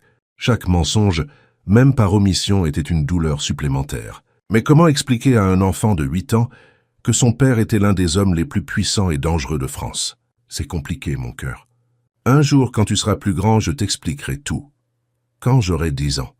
Peut-être 16 ans. On verra. Théo eut cette expression sérieuse qui le faisait ressembler de manière troublante à Gabriel. « Tu as des secrets, maman. »« Je le sens. » Amélie caressa ses cheveux rebelles. « Tout le monde a des secrets, Théo, mais cela ne veut pas dire qu'on ne s'aime pas. » Après avoir accompagné Théo à l'école du village, Amélie se rendit à son travail. Elle dirigeait la petite librairie café du village, Homo d'antan, un commerce qu'elle avait repris il y a 5 ans et qui était devenu le cœur social de Sainte-Croix-en-Jarez. Touriste de passage, habitants du village, écrivains en quête d'inspiration. Tous venaient y chercher un livre, un café ou simplement une conversation. La librairie occupait le rez-de-chaussée d'une ancienne maison de Chartreux, avec ses murs de pierre apparente et ses poutres centenaires. Amélie avait aménagé l'espace avec goût. Rayonnage de bois sombre rempli de livres, fauteuil confortable près de la cheminée, petite table pour les clients qui voulaient reprendre un café en lisant. L'endroit respirait la sérénité et la culture. Ce matin-là, comme tous les matins, Amélie ouvrit la librairie à 9 heures précises. Elle alluma la machine à café, disposa les journaux du jour et vérifia les commandes spéciales. Sa vie était simple, ordonnée, prévisible, exactement ce qu'elle avait voulu après le chaos de Lyon. Vers 10 heures, alors qu'elle classait de nouveaux livres, la clochette de l'entrée tinta. Elle leva les yeux avec son sourire habituel de commerçante avenante. « Bonjour, puis-je vous ?» Les mots moururent sur ses lèvres. Son cœur s'arrêta de battre. Gabriel Delacroix se tenait dans l'embrasure de la porte, plus séduisant que jamais malgré ses 49 ans. Ses cheveux noirs étaient désormais striés d'argent aux tempes, ce qui lui donnait une prestance encore plus remarquable. Il portait un long manteau noir et ses yeux verts, ses yeux qui hantaient encore ses nuits, la fixaient avec une intensité qui la fit trembler. « Bonjour, Amélie. » Sa voix grave, cette voix qui avait murmuré son nom dans l'intimité de leur nuit, résonna dans la petite librairie comme un fantôme du passé. Amélie recula instinctivement, renversant au passage une pile de livres qui s'écrasa au sol dans un bruit sourd. « Gabriel, comment? Qu'est-ce que vous faites ici ?» Il referma la porte derrière lui et s'avança lentement, comme s'il craignait qu'elle ne s'enfuît. Ses yeux ne quittaient pas son visage, dévorant chaque détail, chaque changement que 9 années avaient apporté. Amélie avait 33 ans maintenant. Son visage avait perdu la rondeur de la jeunesse pour gagner en caractère. Ses cheveux châtains, qu'elle portait désormais détachés sur ses épaules, étaient parsemés de quelques fils dorés par le soleil de la montagne. Elle était plus mince qu'avant, comme sculptée par les années de solitude et de travail, mais toujours aussi belle. Plus belle encore, peut-être, de cette beauté sereine que donne la maturité. « Je vous cherche depuis 3 ans, dit Gabriel en s'approchant du comptoir. Vous aviez bien choisi votre cachette. » Amélie Dubois, propriétaire d'une librairie dans un village perdu des montagnes. « Très malin. Comment m'avez-vous trouvé ?»« Par hasard. Un pur hasard. » Gabriel sourit tristement. « Mon médecin m'a conseillé de prendre des vacances pour ma tension artérielle. J'ai loué un chalet dans la région pour quelques jours de repos. Ce matin, j'ai décidé de visiter ce village médiéval dont tout le monde parle. Et je vous vois derrière cette vitrine. » Amélie sentit ses jambes flageoler. Elle s'appuya au comptoir pour ne pas tomber. « Vous n'êtes pas venu me chercher volontairement ?»« Si j'avais su où vous étiez, Amélie, je serais venu il y a 9 ans. » Sa voix était chargée d'émotion. « J'aurais tout quitté pour venir vous retrouver. » Un silence pesant s'installa entre eux. 9 années de séparation, de regrets, de questions sans réponse. « Votre père va bien ?» demanda finalement Gabriel. « Oui, il est en rémission complète. Il vit maintenant à Grenoble près de son frère. Et vous, vous avez été heureuse ?» Amélie le regarda longuement. Heureuse? Elle avait été sereine, épanouie dans son rôle de mère, fière de son indépendance. Mais heureuse? Vraiment heureuse? Il lui manquait toujours quelque chose, une partie d'elle-même qu'elle avait laissée dans le château de Gabriel. « J'ai eu une belle vie, » répondit-elle évasivement. « Et vous, Isabelle, et vous ?» Le visage de Gabriel se durcit. « Isabelle est morte il y a 6 ans. Kann ça du sein? Nous n'avons jamais eu d'enfant. Je suis désolé. Notre mariage a été fonctionnel, rien de plus. Gabriel posa ses mains sur le comptoir, et Amélie remarqua qu'il ne portait plus d'alliance. Elle respectait nos accords concernant votre protection. Jamais elle n'a tenté quoi que ce soit contre vous. Vous l'aviez menacée. Je l'avais convaincue que c'était dans son intérêt. Gabriel la regarda intensément. « Et notre enfant, Amélie? Où est notre enfant ?» La question que redoutait Amélie depuis qu'elle l'avait vu entrer. Elle ferma les yeux et prit une profonde inspiration. « Il n'y a pas d'enfant, Gabriel. Comment ça? J'ai fait une fausse couche, 3 mois après mon départ de Lyon. » Le mensonge lui brûla les lèvres, mais elle n'avait pas le choix. Théo était sa priorité absolue. Elle ne pouvait pas risquer que Gabriel l'emmène dans son monde de violence et de pouvoir. Gabriel pâlit. Il s'appuya lourdement au comptoir, comme si cette nouvelle venait de lui porter un coup physique. Une fausse couche? Les médecins ont dit que c'était le stress. Le bouleversement de quitter Lyon, la grossesse difficile. Amélie détourna les yeux, incapable de soutenir son regard. « Je suis désolé, Gabriel. Je sais combien vous espériez cet enfant. » Gabriel ferma les yeux et Amélie vit sa mâchoire se contracter. Quand il les rouvrit, elle fut frappée par la douleur brute qu'elle y lut. « Tous ces années, j'ai espéré qu'un jour, peut-être, je rencontrerais notre enfant. Je m'imaginais qu'il aurait vos yeux ou votre sourire. » Sa voix se brisa. C'était idiot, bien sûr, mais c'était ce qui me donnait la force de continuer. Amélie sentit les larmes lui monter aux yeux. Mentir à Gabriel était l'une des choses les plus difficiles qu'elle ait jamais eu à faire. « Gabriel, La clochette de l'entrée tinta à nouveau. Un homme d'une 60aine d'années entra, accompagné de sa femme. « Bonjour, Madame Dubois. Nous cherchons un guide sur les sentiers de randonnée de la région. » Amélie s'essuya discrètement les yeux et retrouva son sourire professionnel. « Bien sûr, Monsieur Lafont, j'ai exactement ce qu'il vous faut. » Elle contourna le comptoir pour aller chercher le livre demandé, passant près de Gabriel, qui la suivit du regard. Son parfum, ce mélange subtil de lavande et de vanille qu'elle portait déjà 9 ans plus tôt, lui coupa le souffle.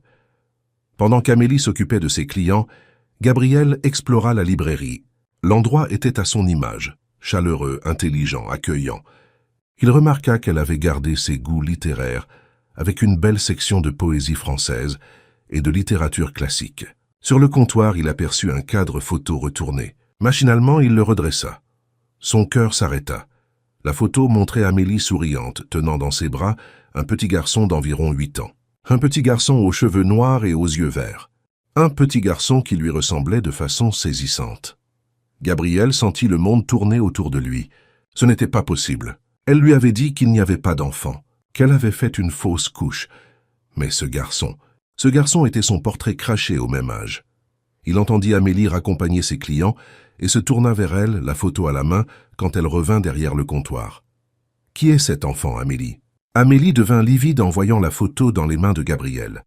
« Ne me mentez pas. »« Pas maintenant. Pas sur ça. » La voix de Gabriel était dangereusement calme. « Qui est cet enfant qui me ressemble comme un frère ?» Amélie s'effondra sur sa chaise. 9 années de mensonges venaient de s'écrouler en un instant. « C'est Théo, murmura-t-elle. Il s'appelle Théo. »« Théo comment ?»« Théo Dubois. Son vrai nom, Amélie. Son vrai nom. Théodore Moreau. » Les mots sortirent dans un souffle. « Il a 8 ans. » Gabriel ferma les yeux et compta rapidement. 8 ans. Né en février 2015, 9 mois après leur nuit d'amour. « C'est mon fils. » Ce n'était pas une question. C'était une affirmation prononcée avec cette certitude absolue qui caractérisait Gabriel Delacroix. « Oui, » avoua finalement Amélie. « C'est votre fils. » Gabriel reposa doucement la photo et la regarda avec une expression qu'elle ne lui avait jamais vue. De la colère, oui, mais aussi de la blessure profonde, de l'incompréhension. « Pourquoi, Amélie? Pourquoi m'avoir menti? Pourquoi m'avoir fait croire que notre enfant était mort? Pour le protéger, pour vous protéger tous les deux. » Amélie se leva, tremblante. « Qu'est-ce que j'aurais dû faire? Vous dire que j'avais eu votre enfant et regarder vos ennemis s'en servir contre vous? Regardez Isabelle orchestrer sa mort pour préserver votre mariage? Isabelle n'aurait jamais. Isabelle était capable de tout. Vous le savez aussi bien que moi. » Amélie avait haussé la voix, des années de frustration explosant enfin.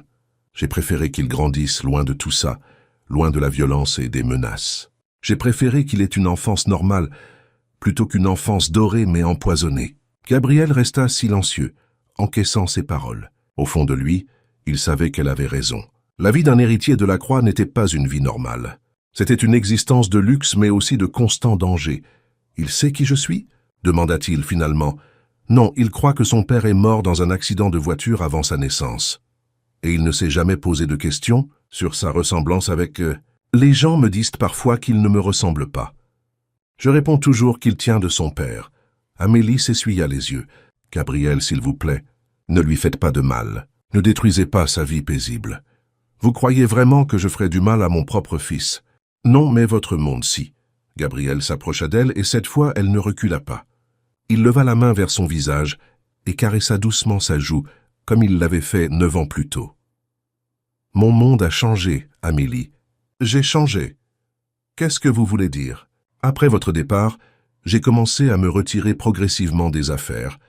À la mort d'Isabelle, j'ai accéléré le processus. Aujourd'hui, je ne possède plus que des entreprises légales. Vignobles, hôtels, restaurants, l'Empire de la Croix s'est transformé en groupe commercial respectable. » Amélie le regarda incrédule. « Vous avez tout quitté? »« Pas compter. Presque tout. Il me reste encore quelques contrats à honorer, quelques dettes d'honneur à rembourser. Mais dans 6 mois, je serai complètement libre. » Gabriel prit ses mains dans les siennes. « J'ai fait cela pour vous, Amélie, pour l'espoir de vous retrouver un jour. »« Gabriel, je veux voir mon fils. » La phrase était simple, mais elle contenait un monde d'espoir et de détermination. Amélie sentit son cœur se serrer. Il sort de l'école à 16 heures. Il vient toujours ici pour goûter avant de rentrer à la maison. Gabriel regarda sa montre. 15h30. Dans une demi-heure, je vais rencontrer mon fils pour la première fois. Gabriel, promettez-moi que vous ne lui direz rien aujourd'hui. Laissez-moi le temps de préparer le terrain. Je vous le promets. Il la regarda intensément. Mais je veux faire partie de sa vie, Amélie. Je veux être son père. Et notre histoire. Ce qui s'est passé entre nous? Gabriel s'approcha encore, si près qu'elle pouvait sentir la chaleur de son corps.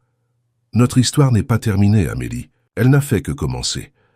À cet instant, la clochette tinta, et Théo fit irruption dans la librairie, cartable à l'épaule et joues rougies par le froid automnal. « Salut, maman.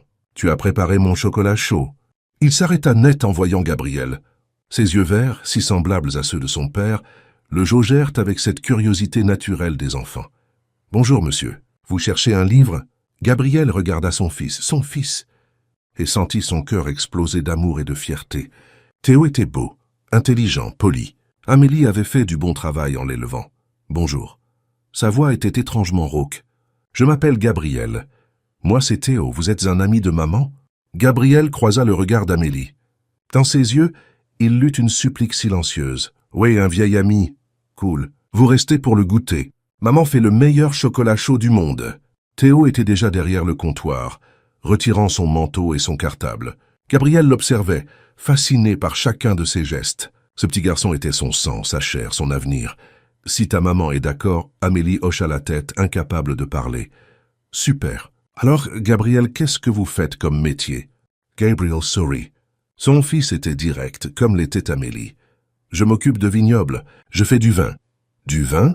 Comme ceux qu'on vend au village. En quelque sorte. Théo grimaça. Moi, je n'aime pas le vin. C'est amer. Vous avez des enfants? La question frappa Gabriel comme un coup de poing. Il regarda Amélie, puis son fils. Non, je n'ai pas d'enfant. C'est dommage. Vous avez l'air gentil. Si tu savais, pensa Gabriel, si tu savais que tu es mon enfant et que je donnerais ma vie pour toi. Amélie prépara le chocolat chaud en silence, observant cette première interaction entre le père et le fils. Théo, dans son innocence, avait immédiatement sympathisé avec Gabriel. Il lui racontait sa journée d'école, ses professeurs, ses amis, ses projets. Gabriel l'écoutait religieusement, gravant dans sa mémoire chaque mot, chaque expression de ce petit garçon qu'il découvrait enfin. « Et vous, vous habitez où ?» demanda Théo en croquant dans un cookie. « À Lyon. »« Lyon, c'est là où habitait grand-père avant. »« Maman, tu entends ?» Gabriel habite à Lyon comme papy. Amélie sentit les larmes lui monter aux yeux. Cette simple coïncidence paraissait magique aux yeux de Théo. Peut-être que vous avez connu grand-père. Il s'appelait Henri Moreau et il était professeur. Gabriel et Amélie échangèrent un regard. Le destin semblait s'amuser à multiplier les révélations. Henri Moreau. Oui, ce nom me dit quelque chose, dit prudemment Gabriel. C'est fou, non? Le monde est petit. Théo finit son goûter et remit son manteau. Il faut que je rentre faire mes devoirs. Gabriel, vous repasserez nous voir. Gabriel regarda Amélie. Dans ses yeux, il eut une résignation mêlée d'espoir. Oui, Théo, je repasserai. Super. À bientôt. Théo embrassa sa mère et sortit de la librairie en courant. Gabriel et Amélie se retrouvèrent seuls, dans le silence de cette fin d'après-midi d'octobre. Il est merveilleux, murmura Gabriel. Je sais. Vous avez fait du bon travail, Amélie. Il est intelligent, poli, généreux. Tout ce qu'un père peut espérer. Il vous plaît? Gabriel sourit, le premier vrai sourire qu'Amélie lui voyait depuis 9 ans. Il me plaît. Il me plaît tellement que j'ai envie de crier au monde entier qu'il est mon fils. Gabriel, je sais, patience. Il prit son manteau et se dirigea vers la porte. Je loge au chalet des Crêtes pour encore 3 jours, le temps de réfléchir à la suite. Et quelle suite? Gabriel se retourna vers elle. Je veux que nous reformions une famille, Amélie. Vous, moi et Théo. Je veux que nous ayons la vie que nous aurions dû avoir il y a 9 ans. Ce n'est pas si simple. Pourquoi? Vous ne m'aimez plus? La question la prit au dépourvu. Amélie ferma les yeux et pensa à toutes ces années où elle s'était endormie en pensant à lui, à tous ces hommes qu'elle avait éconduits, parce qu'aucun ne lui faisait ressentir ce que Gabriel lui avait fait ressentir. Ce n'est pas la question. C'est exactement la question, Gabriel. Revint vers elle et prit son visage entre ses mains. Répondez-moi, Amélie, m'aimez-vous encore? Elle plongea son regard dans le sien et y vit la même passion, la même intensité qu'autrefois, mais aussi une maturité nouvelle, une sérénité qui n'y était pas 9 ans plus tôt. Oui, avoua-t-elle dans un souffle. Je vous aime encore. Gabriel ferma les yeux et posa son front contre le sien. Alors nous trouverons un moyen. Nous trouverons toujours un moyen. Il l'embrassa doucement, tendrement, et Amélie sentit 9 années de solitude fondre comme neige au soleil. Quand leurs lèvres se séparèrent, elle avait les larmes aux yeux. « Je dois y aller, » murmura Gabriel. « Mais je reviendrai demain. Et après-demain. Et tous les jours jusqu'à ce que vous acceptiez de me laisser une chance. » Après son départ, Amélie resta longtemps assise derrière son comptoir, le cœur battant et l'esprit en ébullition. Gabriel était de retour dans sa vie. Gabriel connaissait l'existence de Théo. Et surtout, Gabriel l'aimait encore. Mais était-elle prête à risquer la paix qu'elle avait construite pour retrouver l'amour de sa vie? Était-elle prête à expliquer à Théo que l'homme qu'il venait de rencontrer était son père? Dans le chalet où il logeait, Gabriel fixait les montagnes sans les voir. Dans quelques heures, il devrait retourner à Lyon pour honorer ses derniers engagements. Mais maintenant qu'il avait retrouvé Amélie et découvert l'existence de son fils, plus rien ne serait comme avant. Il sortit son téléphone et composa un numéro. « Marcel, c'est moi. Préparez la chambre bleue du château. Et appelez Maître Dubois. J'ai un testament à modifier. » Sa voix était ferme, déterminée. Gabriel Delacroix venait de retrouver ce pourquoi il valait la peine de vivre. Et cette fois, il ne laisserait personne le lui reprendre. 2 semaines s'étaient écoulées depuis les retrouvailles de Gabriel et Amélie. 2 semaines pendant lesquelles Gabriel était venu chaque jour à la librairie, apprenant à connaître son fils et tentant de reconquérir le cœur de la femme qu'il n'avait jamais cessé d'aimer. Théo avait immédiatement adopté Gabriel. L'enfant, privé de figure paternelle depuis sa naissance, s'épanouissait en présence de cet homme élégant qui s'intéressait à ses dessins, l'aidait avec ses devoirs et lui racontait des histoires de vignobles. Gabriel, de son côté, découvrait les joies de la paternité avec un émerveillement qui touchait Amélie au plus profond de son cœur. Ce samedi matin, Gabriel avait emmené Théo visiter les caves du domaine de Montrachet, à quelques kilomètres du village. Amélie était restée à la librairie pour l'inventaire, mais son esprit était ailleurs. Elle pensait à la conversation qu'elle avait eue la veille avec Gabriel. « Il faut qu'on lui dise la vérité », avait-il murmuré, alors qu'il regardait Théo jouer dans le petit jardin derrière la librairie. « Qu'il a le droit de savoir qui je suis vraiment. »« Pas encore », avait répondu Amélie. « Laissons-lui le temps de s'habituer à votre présence. Quand il sera prêt... » « Quand sera-t-il prêt, Amélie? »« Dans 1 mois? 1 an? 10 ans ?» Gabriel l'avait prise par les épaules. « Je veux qu'il porte mon nom. Je veux qu'il vienne vivre avec nous au château.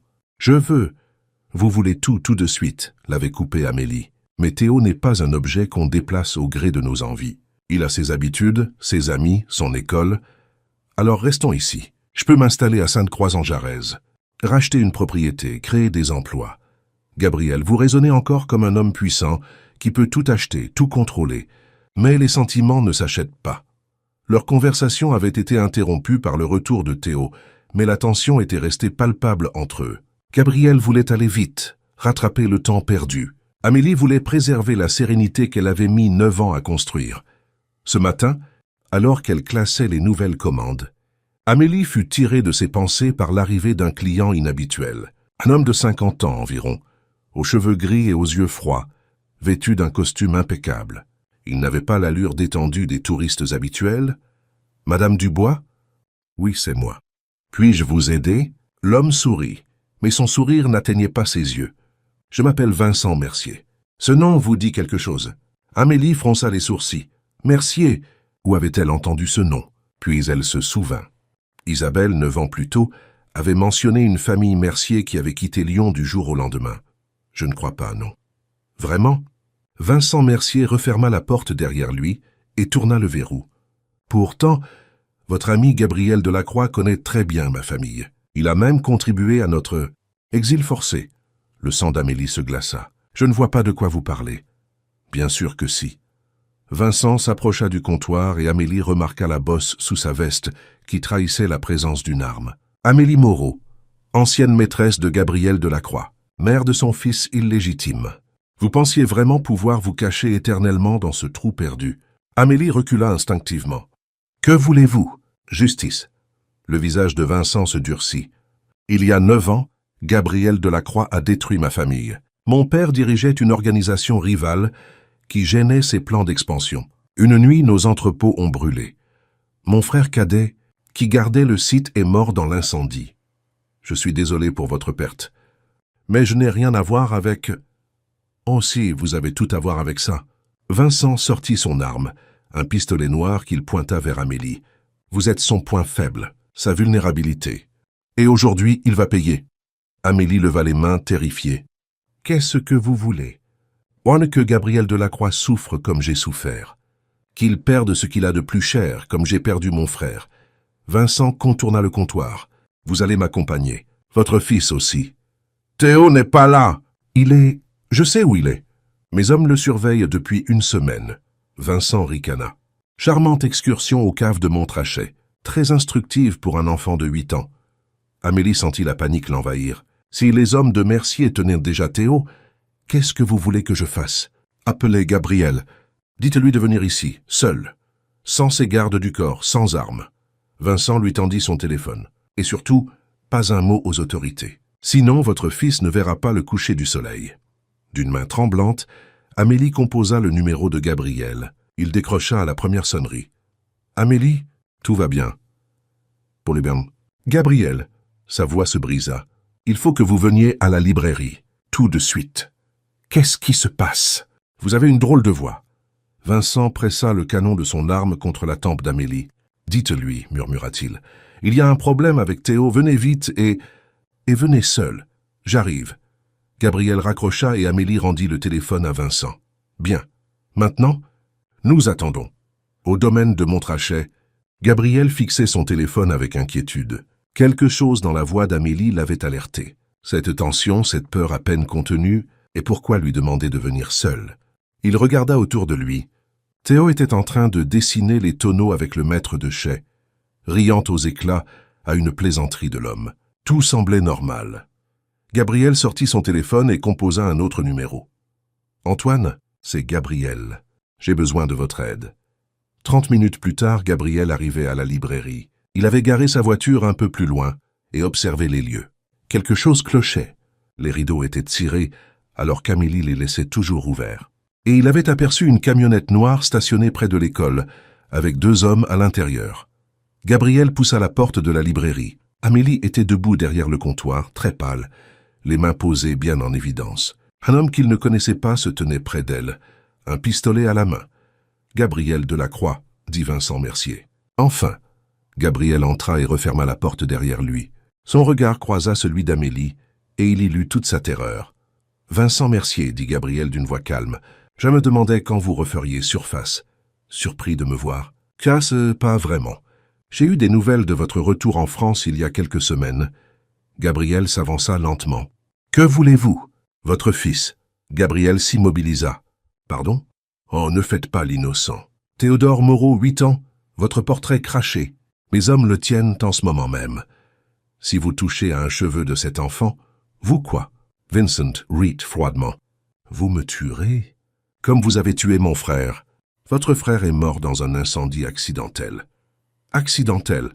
Vincent pressa le canon de son arme contre la tête d'Amélie, qui ferma les yeux. Allons, Gabriel. Entre nous, pas de faux semblants. Vous avez fait brûler nos entrepôts pour nous chasser de Lyon. Mon frère était au mauvais endroit au mauvais moment. Gabriel serra les poings. C'était il y a 9 ans, Vincent. J'ai changé, peut-être, mais moi je n'ai pas oublié. Vincent recula vers la porte du fond. Venez, nous avons rendez-vous dans un endroit plus approprié. Où? Est-ce l'ancienne Chartreuse, celle qui est en ruine, au bout du sentier de randonnée. Mes hommes nous y attendent avec votre fils. Gabriel et Amélie furent contraints de monter dans la camionnette de Vincent. Pendant le trajet, Gabriel observait le paysage, mémorisant chaque détail. Il savait qu'Antoine avait reçu son message et que des renforts étaient en route. Mais il fallait gagner du temps. Pourquoi maintenant, Vincent? Pourquoi avoir attendu 9 ans? On est parce qu'il m'a fallu 9 ans pour reconstruire ce que vous aviez détruit. 9 ans pour retrouver ma force, mes contacts, mes hommes. Vincent le regarda dans le rétroviseur. Et parce qu'il m'a fallu ce temps pour découvrir votre point faible. Il désigna Amélie d'un geste. Avant, vous n'aviez rien à perdre. Vous étiez inattaquable. Mais maintenant, vous avez une famille. La Chartreuse en ruine se dressait au bout d'un sentier escarpé, loin de toute habitation. C'était un lieu désolé, où les pierres écroulées témoignaient de la grandeur passée du monastère. 3 hommes armés les attendaient, encadrant un enfant aux cheveux noirs. Théo. Amélie voulut courir vers son fils, mais Vincent la retint. « Maman !» Théo paraissait plus curieux qu'effrayé. « Ces messieurs m'ont dit qu'on allait faire un jeu avec Gabriel. » Gabriel sentit une rage froide l'envahir. Ils avaient manipulé son fils, lui avaient fait croire à un jeu pour l'attirer ici. « Touchant !» ricana Vincent. « Les retrouvailles familiales. » Il fit signe à ses hommes qui poussèrent Gabriel et Amélie vers les ruines de l'ancien réfectoire. Au centre de l'espace, ils avaient installé des chaises et du matériel que Gabriel reconnut immédiatement. Des explosifs. « Vous êtes fou !» murmura Gabriel. « Fou de douleur, peut-être ?» Vincent attacha lui-même Amélie et Théo aux chaises. « Voici ce qui va se passer, Gabriel. Vous allez appeler Antoine de Beaumont. Vous allez lui demander de venir ici avec la moitié de vos anciens lieutenants.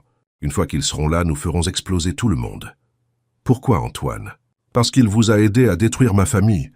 Parce qu'il a épousé cette petite pute que vous aviez mise enceinte. Vincent désigna Amélie. « Oh, vous ne saviez pas. Antoine de Beaumont a épousé Amélie Moreau il y a 9 ans. Officiellement, du moins.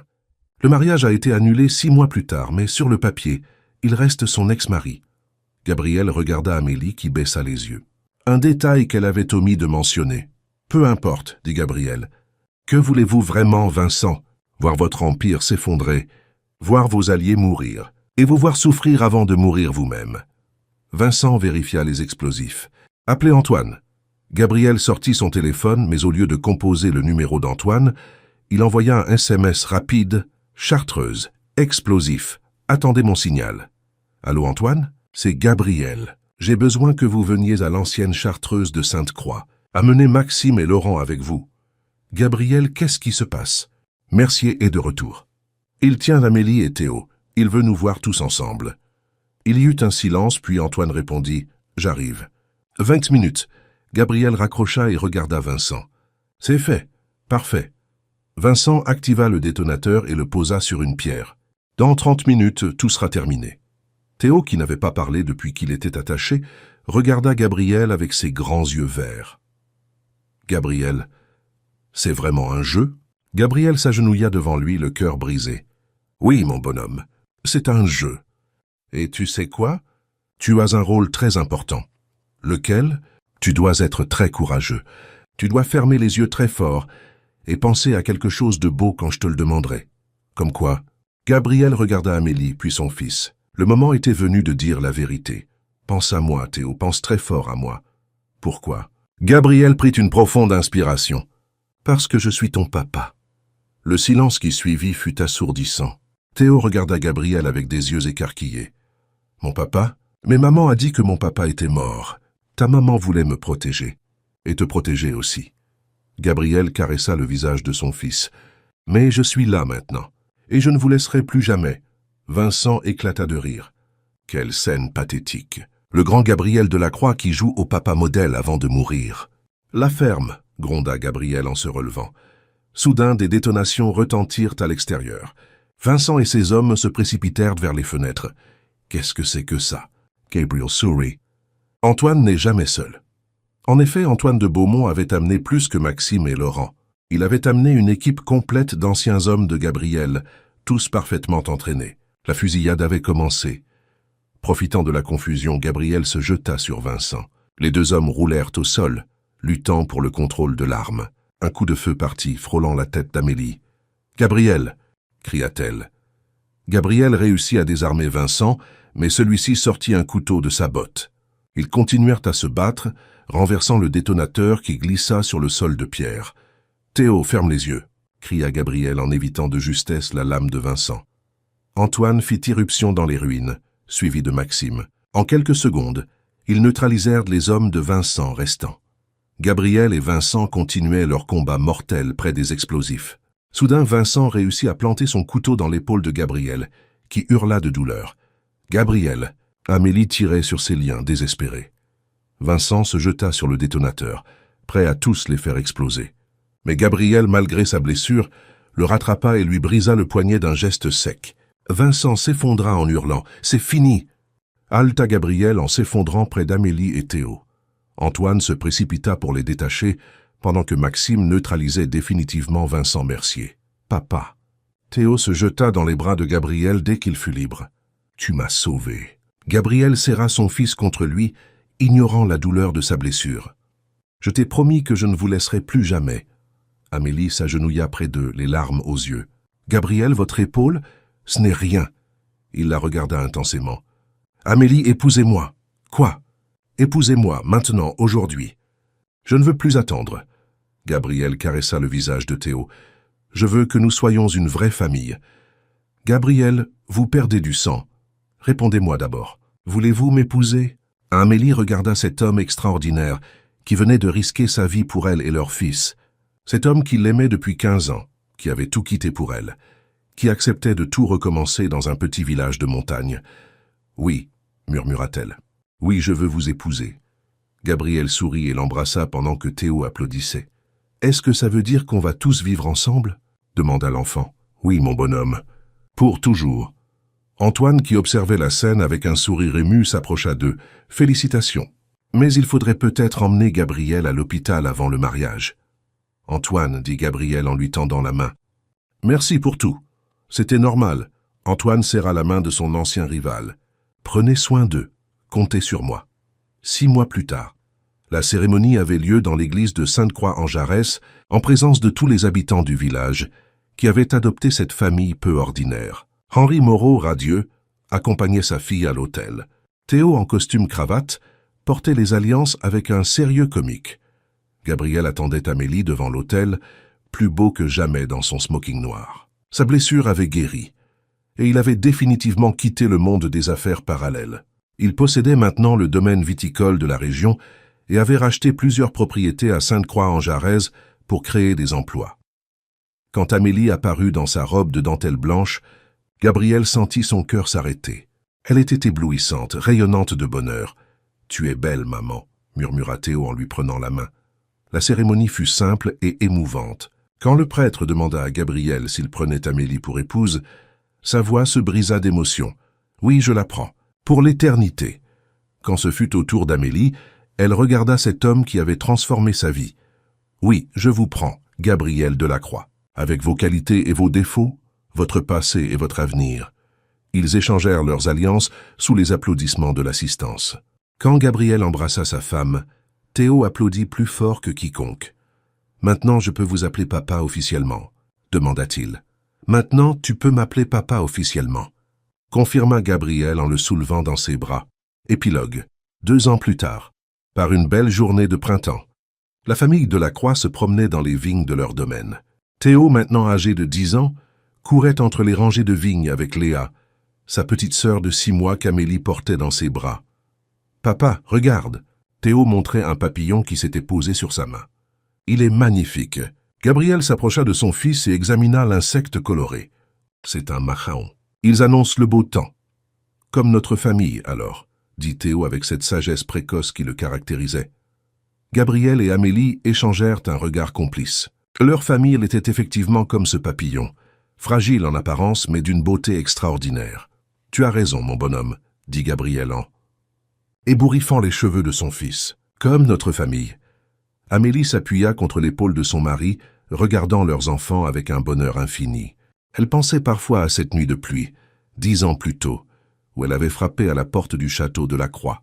Elle n'aurait jamais imaginé que ce geste de désespoir la mènerait à un tel bonheur. « À quoi pensez-vous, Madame de la Croix ?»